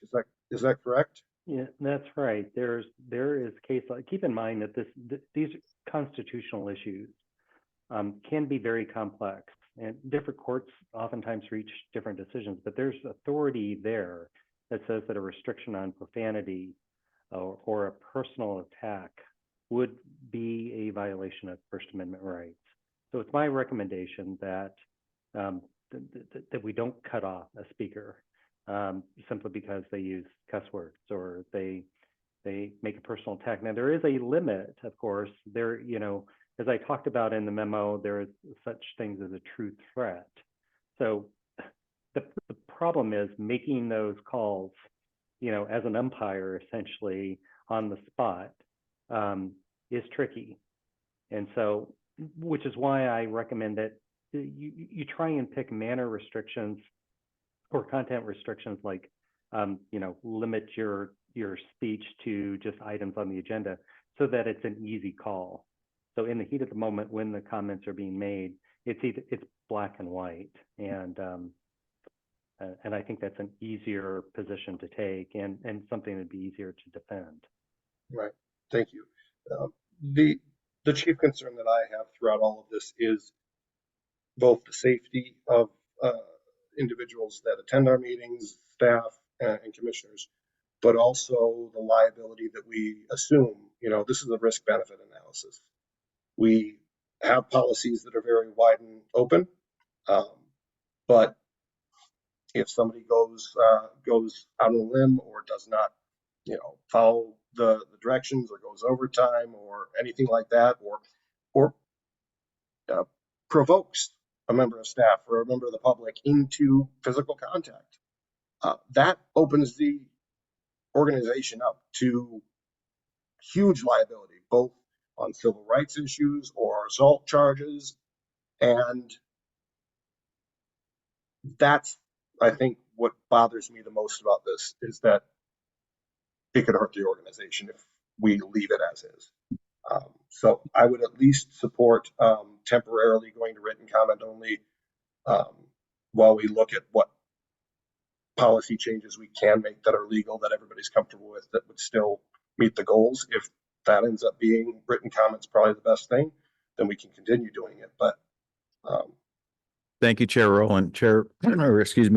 Commissioner Lawrence. Chair Rollins, are you making a motion to put the written on the ballot? I mean, on the amendment to our bylaws? Could you make that? I'll second that if you make it. yes, I just want to ask, what do you guys think is a good temporary? Is it indeterminate? Is it 3 months? Is it a month? What do you guys feel comfortable with before we make Until we solve the problem, I would say, but Richard, we can't say it's temporary in the amendment, right, Richard? Which has to be, it's written only and it's there until we remove it. You could have a sunset provision, I suppose, in the bylaws if you Okay. wanted to do something like that. You could just build it in. That way it ends at a particular time and reverts back to the way it was previously. I'm a little concerned though about a generalized motion without the actual language change to the bylaws. I think that the board ought to vote upon actual revisions rather than just a general, Okay, all right. Then we'll hold off on the motion, I would think. Chair Rowland, it sounds like good advice there. Do we have anything else on the agenda that we need to get to? Because I could quickly. We have committee updates, commissioner comments, and then 2 executive sessions this evening. Yeah, I'm would Why- appreciate holding off until we get the wording. Because I'd also like to make a comment here while we're discussing this, and that is from Liaison Swisher's comment, a slippery slope. I agree. I agree with everything she says. And I think we could probably get by with what she recommended last time. That when we had that incident is just to ignore the person for 3 minutes. And so I think we can ignore, if that happens again, we can ignore the person for 3 minutes. I mean, not deal with it, just let him have his 3 minutes, then is up. And then by that time, sometime here, if it happens again, that we're ready to implement the written. Until let's wait to cross that bridge, but we're ready to cross the bridge when it happens, because we are unprepared. We're all basically, we're kind of like innocent victims. We're here serving the public. We don't know all this stuff, and we have someone coming here that's extremely offensive, and we didn't react perfectly. And so then we're the people that get in trouble. It's like blaming the victim, blaming the rape victim. That's, oh yeah, we didn't handle that situation perfectly. And we get blamed for how we handled it. So now we're prepared now. We're all been exposed. We're prepared for it. If it happens again, 3 minutes, says what he wants, and then he goes. And to go along with Liaison Swisher, I know it's a slippery slope, but in my 4 years so far, over 4 years now, we've had six public comments, and 4 of those from for Penny Coin. So, which we enjoy those. So thank you, Penny, for those. So in other words, it doesn't happen that often. It's not like most people don't even know about us and what to do. So it's not like an issue we're really cutting off the public if we did go a written. My suggestion is we have the written amendment, the amendment to have written only ready to implement if it happens again. Okay, and then if there's a need to, but I don't think we need to vote on anything tonight or even in the near future until the problem happens again. Thank you, Commissioner Lawrence. Just to reframe, there's 2 points here that we're really discussing, and that is policy, right? How do we handle somebody that comes in through a mechanism like written comment? And then there's also force protection. How do we deal with somebody that's already in the room that escalates beyond a certain point? It's my personal opinion that this board needs to address that particular issue and have a way of understanding how we're supposed to behave if the chair, for example, says clear the room, and what door you're going to go through because it locks behind you.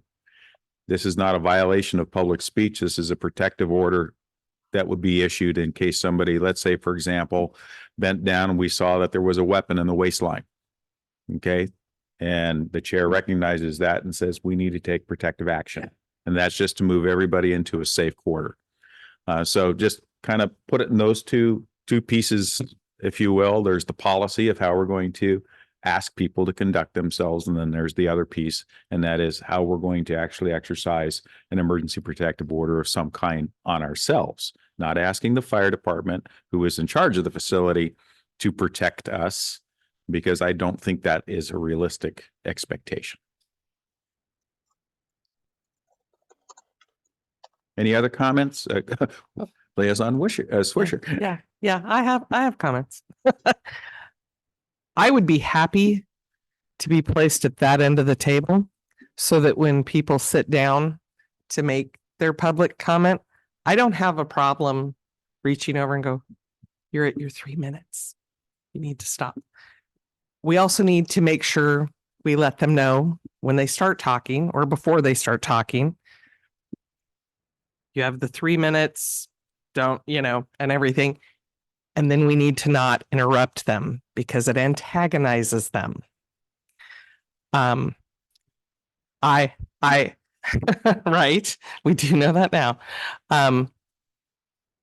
I did not have any fear for what was going on at our last meeting. Therefore, that is part of the reason why I say, put me down there. If people are going to give public comment, make them sit down right next to me.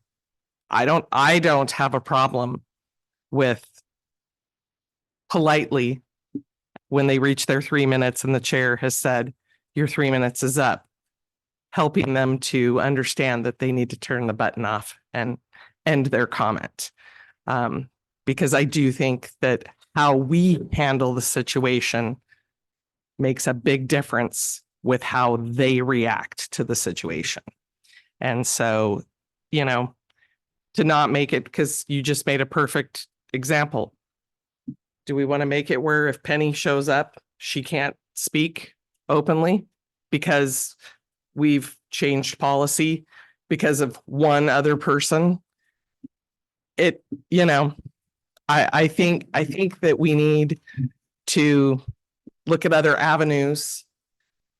Like Commissioner Lawrence said, be prepared with bylaws changes so that if we have to put them into place, do that. And I acknowledge that, should chair call to clear the room, that we all get up and go, and that we are educated on the policy for, when we all leave. So we can put you down as the Gong Show host. Absolutely. Excellent. Absolutely. I don't have a problem with it at all. I've been, again, it's what I do in my day job. If I wasn't sitting here, I'd be sitting there. And if something happened, that's one of the things I do over there too. So it's not an issue for me. And I have, how do I put that? We'll say that someone might have been charmed by hearing me talk at these meetings and have expressed that they liked what I had to say. So I'm hoping that that would play a little part in being able to say, hey, we're done now. Let's move along. And I don't have a problem being that sacrificial lamb. Thank you, Liaison Swisher. Commissioner Lawrence. Yes, Commissioner Liaison Swisher, brilliant, because it just, this idea popped in my head. For a new amendment, for ability to public speak, you have to bring treats. Yeah.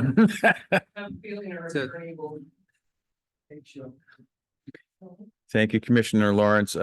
Commissioner Rowland, would you like to speak? And then Commissioner Kenny, please. Yes, I appreciate our liaison's willingness to take that on. As I said at the beginning, this is a little bit, I want to try to address this as a broader issue than a single individual, first of all. Second of all, I don't want to place any of our commissioners or liaisons in the position where if someone were to get ornery or physically abusive, that we are right there, right next to them for them to grab. Again, this does not apply to any one individual. It's just out of principle. It sounds good, but it literally puts us right next to people that could be very angry and could lose their temper. I don't feel comfortable with that, placing anybody in harm's way, if we can avoid it. So I don't like that solution for that reason. As far as language is concerned, I did just quickly draft up a very simple, let's see here if I can get all this stuff out of the way, amendment to that section saying that oral public comments are temporarily suspended and all public comments must be made in writing. All written comments received shall be distributed to all commissioners and liaisons in advance of the next meeting. This provision takes effect on February 6, 2024 and is ended on April 2nd, 2024, unless otherwise amended. So that would be the language that I would propose and I would move that we go to. Again, just to give us a pause.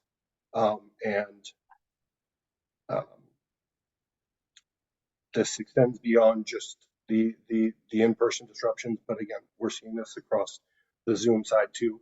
And if we wait till the next time it's a problem, the next meeting it's too late. I mean, we literally had reporters contacting us asking if people were assaulted at our meeting, the last meeting. No one was. But the fact that that was attempted to be brought up placed commissioners and staff in a position where there's legal liability and they may have to defend themselves in the court. This is not a game. And when we look at people that are violent, it's not necessarily something where it's surprising to see on the news that a horrific event occurs and people are saying, well, all the signs were there. We should have seen this coming. For years, it's been a concern, but we didn't pay that person any attention. We figured it was just going to blow over. That's just the way they were. Or we never thought it could happen to us, that a random person would come in and, we didn't even expect it and it happened. So I don't want to be in that position. And given the recent friction, I'd like to just give us a month or two of just a timeout so that we can kind of reset and then determine where to go. So I would move that we adopt this amendment as displayed on the screen, and I can copy this over for Melissa so she has the exact text if there's a second. Commissioner Rowland, did I understand you correctly? And that is you want to put a motion on the floor to take the written material that we see here on the screen and adopt that? Yes. All right. Does anybody want to make a motion to this effect? No, he made the motion second. Anybody want a second? Commissioner Lawrence, I have a second from Commissioner Lawrence. All right. All in favor, say aye. Public or discussion? Oh, discussion. Okay, go ahead. Commissioner Kenny, please. Oh, thank you. Stand by, Commissioner Rowland. Well, I'm opposed to the motion. It throws the baby out with the bathwater. And it's clearly, I appreciate everybody here is trying to dance around it, but it's clearly because of Mr. Willie Russell and his comments and behavior at our last meeting. And I don't think we should be creating a policy due to what his actions at that meeting compared to all the years of public comment that we've had here. And so I understand some people are not feeling threatened by his behavior. Clearly others are, but I think Mr. Davis, basically in our memos that we've received about this, indicated that there's not a lot we can do. And there are disadvantages to changing, like suspending this comment and taking it, public comments and taking it in writing. All the folks that want to come to this meeting, they're expecting to have public comment like every other place they go to and say a few words, congratulate us on whatever, ask a question, or we don't get a lot of public comment, but sometimes we do. Occasionally over the years, we've had this room full of people that want to make public comment. But for the most part, we fly under the radar. and we don't have a lot of public comment. Ms. Coyne can't talk to the board at the start of the meeting, which would be unfortunate because she regularly talks to us in public comment. It's that invitation to the public that they can come here and speak to us that's so important. And this does away with that to written comments, which certainly don't have the same flavor of somebody being able to come and talk to us. And people aren't going to know about it. I guess we're going to sit here and say, sorry, you can't talk, but you can write it down and email it to us when they take the time to come out. It doesn't make a lot of sense. And I think we should not be afraid of our constituents. Mr. Russell is a handful. I think there are some tips in Mr. Davis's memos to assist us in dealing with that. But at the end of the day, you've got to have thicker skin if you're on a public board, because sometimes, and it doesn't happen very often, we're fortunate. We haven't crossed this anytime recently. Occasionally, you're going to get people that come out that are, I think the term was used, obnoxious earlier. And you just got to be able to deal with it and the emotions of it, because it can get emotional. But at the end of the day, it ended up working out, and it can work out again. And we have some tips from Mr. Davis. I don't think the answer is, because this is clearly targeted toward Mr. Russell and trying to keep him from speaking to us at these meetings for this period of time. But that means everybody else can't speak to us. And so I don't want to make policy based on Mr. Russell. I want to make policy on everybody else. And so I'm looking at the big picture. One of the proudest things I've ever done at South County Fire is I got into the bylaws that we have public comment at every meeting. To me, that's really important. The public, who are our bosses, have an opportunity to talk to us at every meeting. And the reality is they don't come out and talk to us, but the opportunity's there. And that's really important to me for our transparency and the ability to have that communication with the public. I wish they came out and did talk to us. $100 million of their tax dollars flowing through this organization. They should come out and talk to us. They don't. That's their choice. But on a few issues, just a few over time, they do. I want policy geared for all of those people, not for Mr. Russell. And I think with Mr. Russell, we have some tools to deal with it. We just got to put up with it.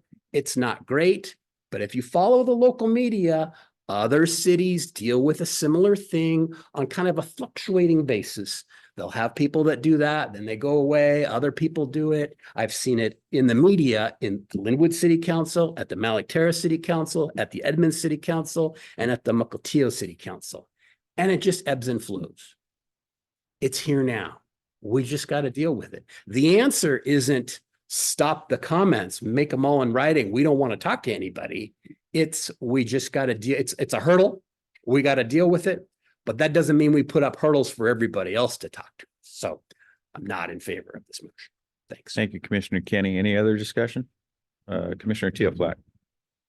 Yeah, I'm gonna vote no for this. I think if we're concerned about our safety, the suggestion of having like an armed guard is, I think, the only way to give us some safety. Because correct me if I'm wrong, even if we have written comment, anyone from the public can still come in. So Correct. now we're at risk, and the person could just stand up while we're in a meeting and start talking. Not like they have to be given the chair to be able to talk. So yeah, I don't feel like this will do anything but inflame the said individual. So I'll be voting no. Thank you, Commissioner. Commissioner Lawrence. Yeah, could we remove that from the screen so I can see board members on the screen? Can we have the, Yeah, there we go. there we go. Thank you. So Commissioner, Chairman Rowland, I'm thinking there aren't the votes here. Would you like to withdraw that nomination and just go along with it? No, I'd like to speak on it. Keeping up. Okay. So I'd like to speak in debate real quick.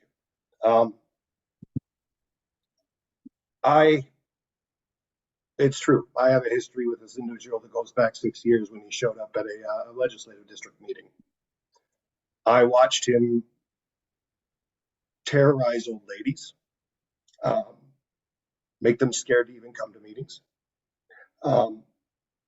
I heard people that said that he threatened them. I was told that he would show up at my house with some people. In one of the recent email or voicemails that we received from him, he talked about showing up at the chief's house.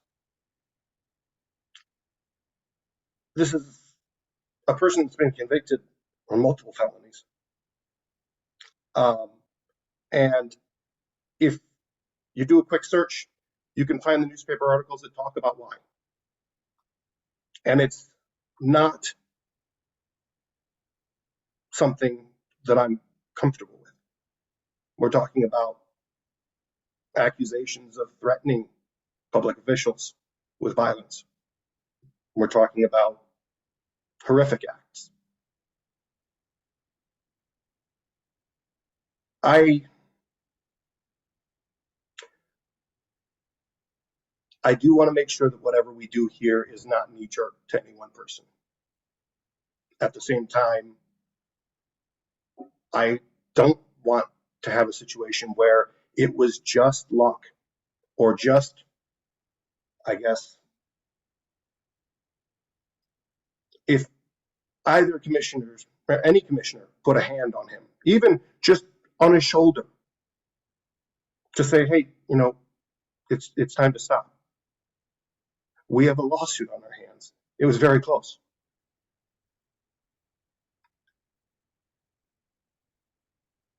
I have concerns. I have concerns for my own safety. And I understand the implications of this, temporarily saying, hey, we'll read your comments, but we've got an active issue. We don't know often have people show up. If a crowd shows up, we could amend our bylaws at that meeting to allow them to speak at public comment and, you know, change the agenda around. But, you know, making arguments about something that isn't the normal course of action, normal things that we see at these meetings, is not addressing the actual issue. It's trying to hide it behind altruism. And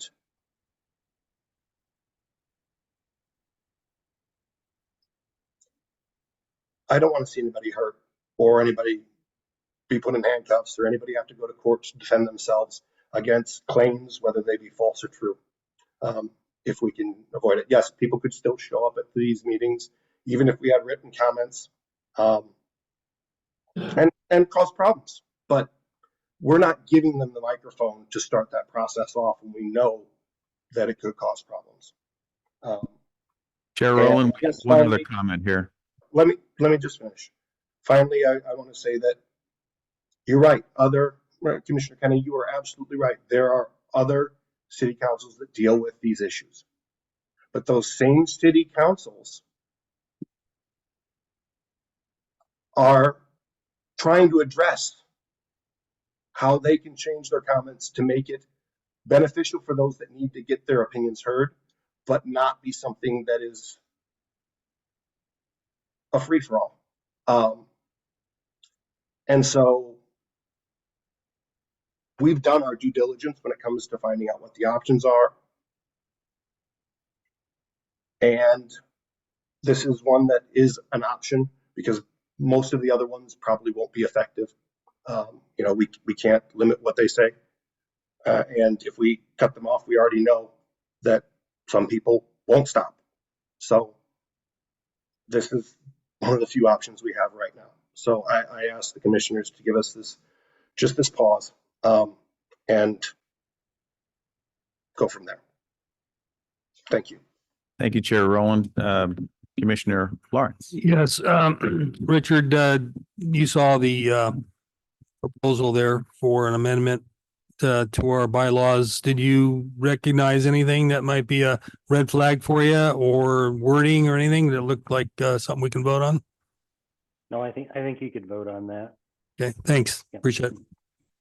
Okay, thank you, Commissioner Lawrence. Just to reiterate, we're really talking about three different issues now. That's policy, procedure, and mitigation.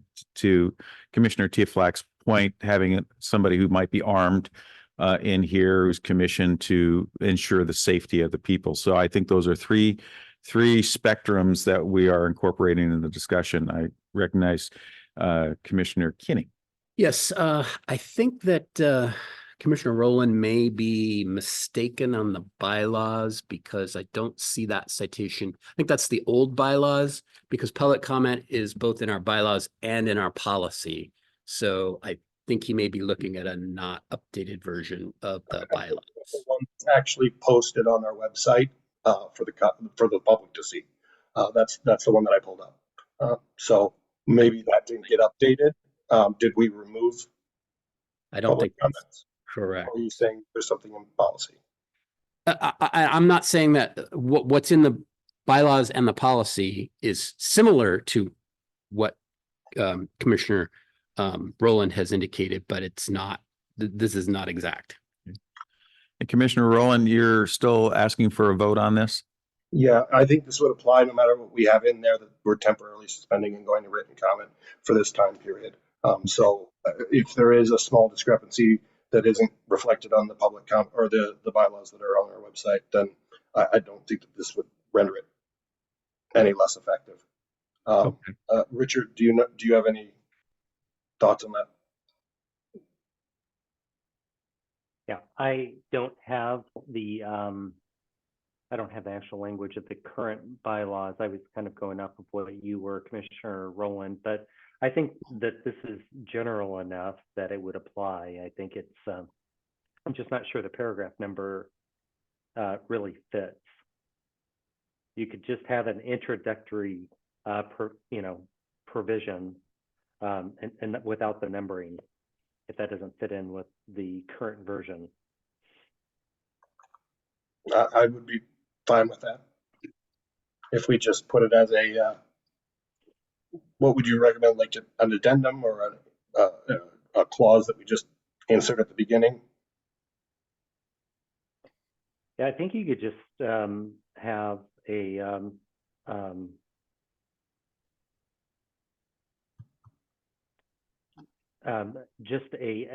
maybe you do an addendum to the bylaws with this language. That probably is the easiest, because then once this, if this were approved after April 2nd, it would just be ignored and it could be taken down from the website.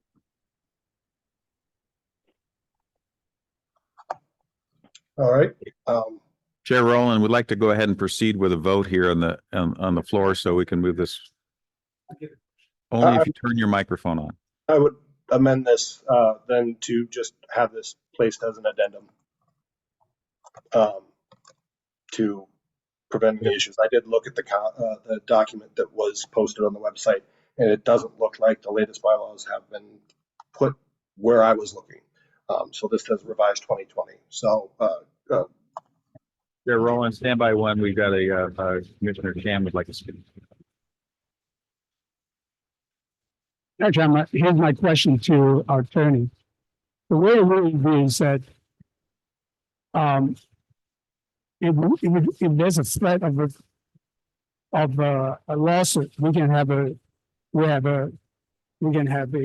executive session, right? Can you, I'm sorry, Commissioner, could you repeat that? If there's a threat? So if I know that the way I understand it, even you have a threat of a lawsuits or legal actions, you can have an executive session, right? You can, yes. Yeah. If there's a potential. So why don't, it is a threat of the thing. Why don't we have executive session to deal with that? And I feel more comfortable in that situation. I can give you some history about Russell Wilson. And I'm the one that he always threatened me too. At that time, I was the treasurer of the Democrat 21. He threatened me. I need to refund the money to him. And the way I handle it was Russell, is different. that was Willie Russell, right? Willie Russell, yeah. Yep. Okay. Okay. So I would like to do that in executive sessions. Thank you, Commissioner. Anybody else? Commissioner Wittes.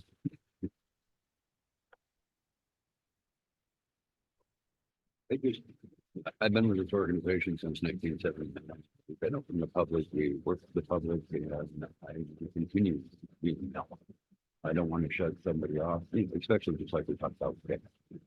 He's here, and that's when it's time to hear from talking. I can't accept that. We've been here too long doing what we do, serving the public.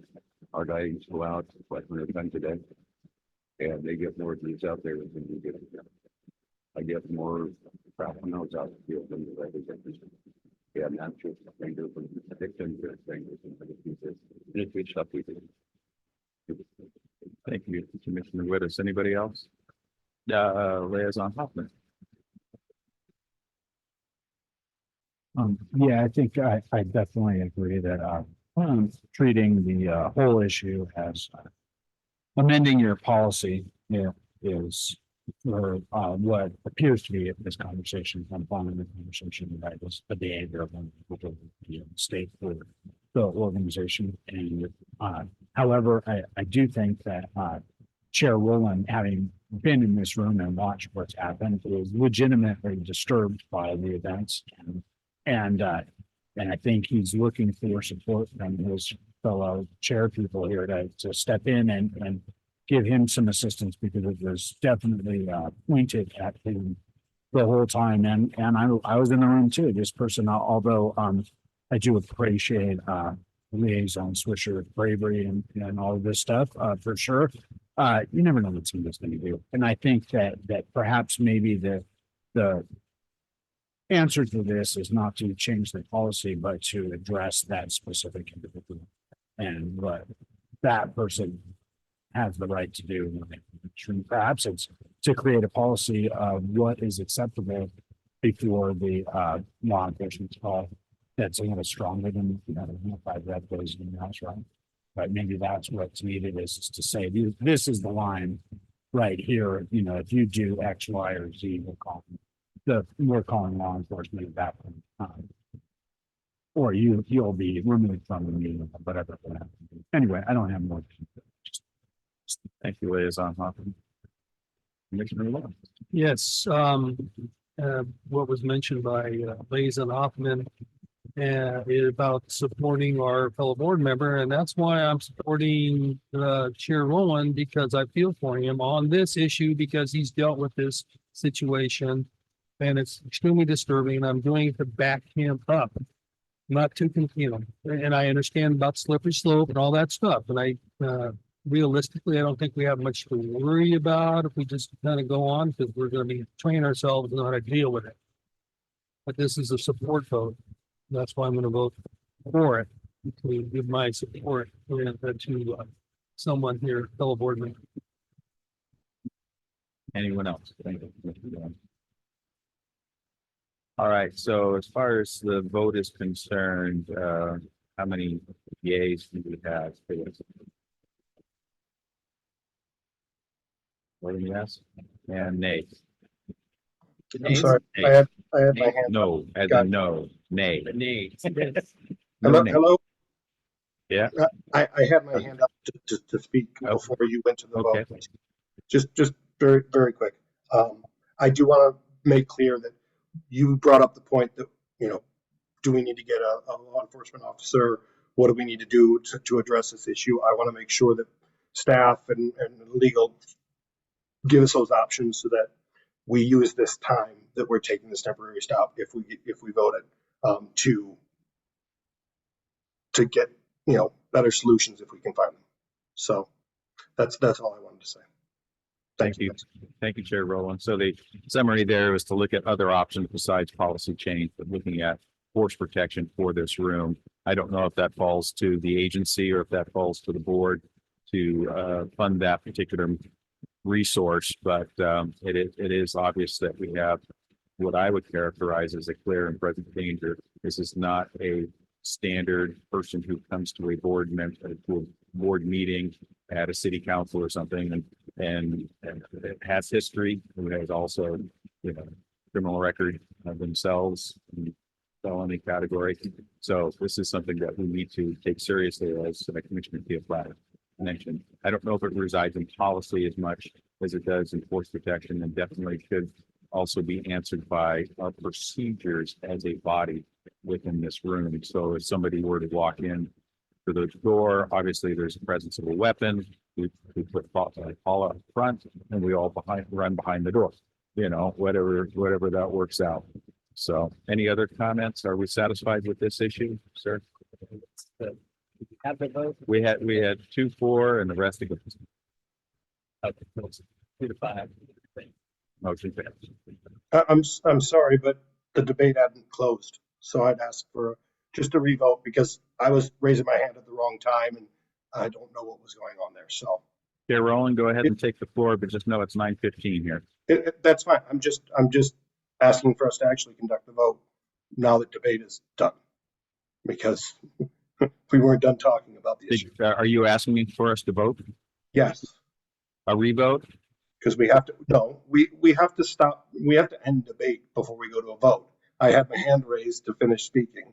So Okay, my apologies. It's okay. Are there any other comments before we go to the vote? Yeah, Mr. Chan?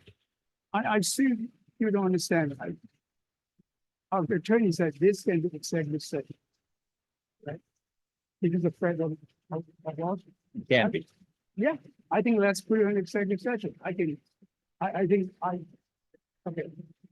I'm the first one to deal with what it is. And I can give you some history and whatever. I will walk up. Billy Russell, for the record. Yeah. Football player is going to get really upset with us. Let's do it in the second session. I talk about, right? Next year. We still have a request on our revote. Is that correct? All right. So let's go ahead and vote. All in favor? Okay, we have Commissioner Rowland and Commissioner Lawrence. All against? The remaining commissioners are against. For this particular action that is a change to the bylaws. I'm sorry, I changed it. Abstain. Okay, Commissioner Chan has abstained. All right, very good. Any other items before we move to committee updates? Commissioner or Chair Rowland, sorry. Then I would motion that we amend our bylaws to restrict public comment to items only on the agenda. Sorry, could you restate that? I'm making a motion that we amend our bylaws to specify that public comments are limited to items on the agenda. Okay. And Rich, is that a permissible thing from a legal standpoint? It is. You can certainly restrict comment to items that are identified on the agenda. Again, I think the language needs to be specified before the commission takes a vote on that because it is amendment to the bylaw. Copy that. Thank you. And I recognize Liaison Swisher. You caused the exact same issue. And he shows up and has something that's not on your agenda. Maybe she's here because she wants to give you more money for something.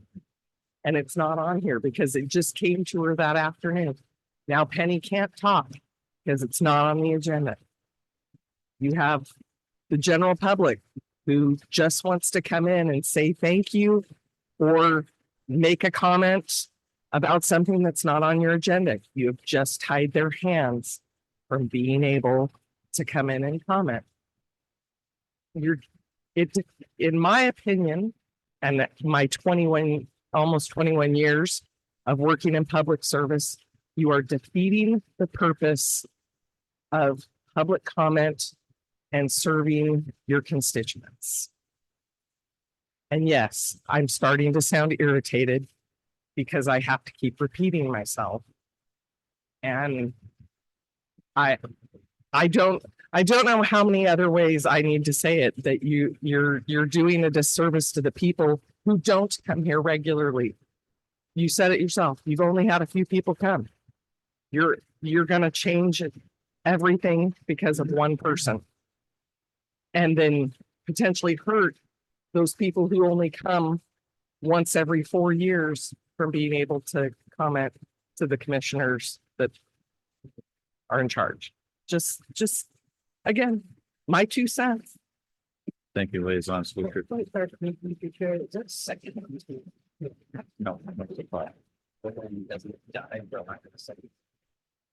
anybody who wishes to make a second this? There's no second, no second. On the okay. Does die for a lack of a second.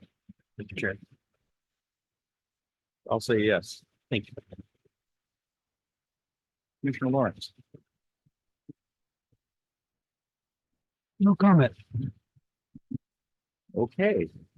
All right, Chair Rowland, are you fully aware of just what occurred? There is no second on the floor. I understand. Let's move that forward. Thank you. Okay, are you comfortable with that? Okay, great. Let's move on to item 12, committee updates. A, capital facilities. Any updates? Capital facilities. No. All right, get the head I shake. guess I'll just chime in and say that we haven't met. So Very good. Very good. Now that's likely no committee updates because people have not met. This is what I have written down here. Finance and Human Services, same condition. No, we, Commissioner Boswell over there. It's promoted often. Send an email to the finance people, and that's what we want to meet at 1 o'clock. On the 14th, right? Yes, the 14th.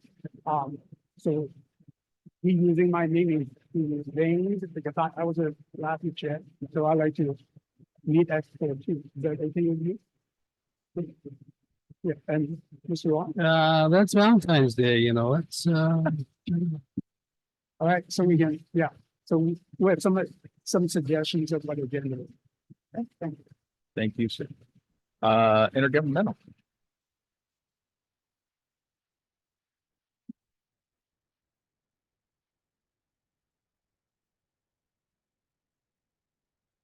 If you turn your mic on, please. Sorry about that. So we talked about everything or just kind of went up to date of where we were. One was the fire marshal's office, one was the city of Edmonds, and the discussion about Edward, just of what we've seen in the news and the press. I don't think there's anything that we heard in there that that staff hadn't brought forward. We did come up with a time that we're going to meet regularly, which is, I don't remember. First Okay. So we're going to do that monthly, and if need be, we can come in sooner. One thing we did kind of vow in there is that whatever we talk about in there, whatever we come up with, it will be out here, so every board member knows and totally aware of it. Very good, sir. And that Thank was you. pretty much it. Thank you. I just added that we try to as transparent as possible. We don't leave the vote whenever the meeting, right after the meeting, next meeting, just reported. So we're all, everybody, we aware, we're being aware of the board and we're saying another committee. We're also encouraging, there's no ranking of any committee member, so anybody can speak freely, and even staff spend a lot of time. It's a big step. Thank you, Commissioner. No, I was impressed. At the last meeting, yesterday meeting, I thought we just like get together, with the staff, and we're getting a lot of reports, and you guys ahead of us. I really think you gotta catch up. Thank you, Commissioner Chan. For Snow 911, the only change there is that it had to go to a vote, and the vote was in the affirmative, and I've been appointed to the 911 board. So, well, thank you. All right. If there's nothing else on committee reports, we'll move to commissioner comments. Anybody have a comment? okay, if you remember, at a meeting in the past, I had this brilliant idea that if you turn these things sideways, you can actually see the stupid red light. And I think it's a good idea as long as you remember to press the button too. Okay, which somebody caught me out on that. Who was that? Kind of. So I didn't have the light on at the time. And so it was kind of stupid. But anyway, I think if us and everybody else turn these stupid things sideways, you can see if the darn stupid light is on, because these buttons are hard to get it activated. And someday, maybe when an earthquake comes, we can, the whole building, everything goes, we can start fresh. That's all. Thank you, Commissioner Lawrence. And your insights into life. Is there any other commissioner comments? I guess Commissioner Witters. Just talking about, I've been down there in the past, years ago. In all days.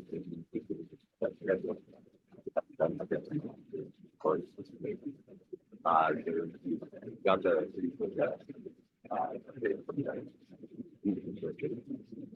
I'm sorry, is your microphone on? I cannot. Yes, yes, it is. I'm so Oh, sorry. I had it sideways. That's probably one. Yeah, thank you. Yeah. There you go. Okay, we'll keep it this way from now on. The only thing that I've seen that updated since then was that Senate Bill 5925, which is fire commissioner compensation. That did get out of rules. It is on the floor in the Senate for a vote. So that's just the latest updates. They have till the 13th on that. That's all I have. Thank you. Thank you, Commissioner Witters. Commissioner Chan, do you have something? Yeah, I just need to apologize that I was late, because I was at the Evans Council, because they make a proclamations about, the Lunar New Year. Actually, this weekend is, Saturday is the New Year. And they have a multi-level, multicultural group that have all the celebrations in Evans. I can send you the link. It is really exciting. And they make a proclamation. This is the first time for a long, well, to recognize the Asian culture. It's a really acknowledging, because there's, you look at the resident itself, there's a lot of people are celebrating that now. And it will be fun. Lion dance, hopefully demonstrations and food and other things in there. Just bring the kids. I think it's surprising what food. Yeah, a lot of good food in there. So, and I was also have an opportunity in there because I'm the chair of the Asian Service Center, which is a nonprofit, to transition, newcomer into the society. And they're definitely, I see, it is a very rewarding to see finally this whole thing inclusion. I don't know, it's a bad word, whatever it is, that become, there's a lot of support in Edmonton, that's what I'm trying to say. And this, I wear this every day in my house, so I'm not even notice that. I do have a uniform. No, this is a Vietnamese whole thing. And when I went to Vietnam, I just look so good. I don't care what it is, but is that, thank you. That's what I'm waiting for comments. Thank you, Commissioner Chan. Chair Daniels. Sorry about that. Chair Rowland, did you have your hand up previously? Did you have a comment, sir?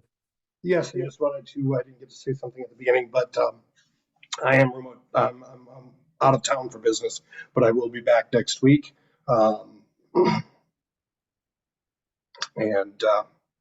that was pretty much it. Okay. Oh, and I'm sorry, but my laptop that I am using is like flashing at me. So I don't think the battery, it's got like 2% left here. So I'm going to have to probably drop here.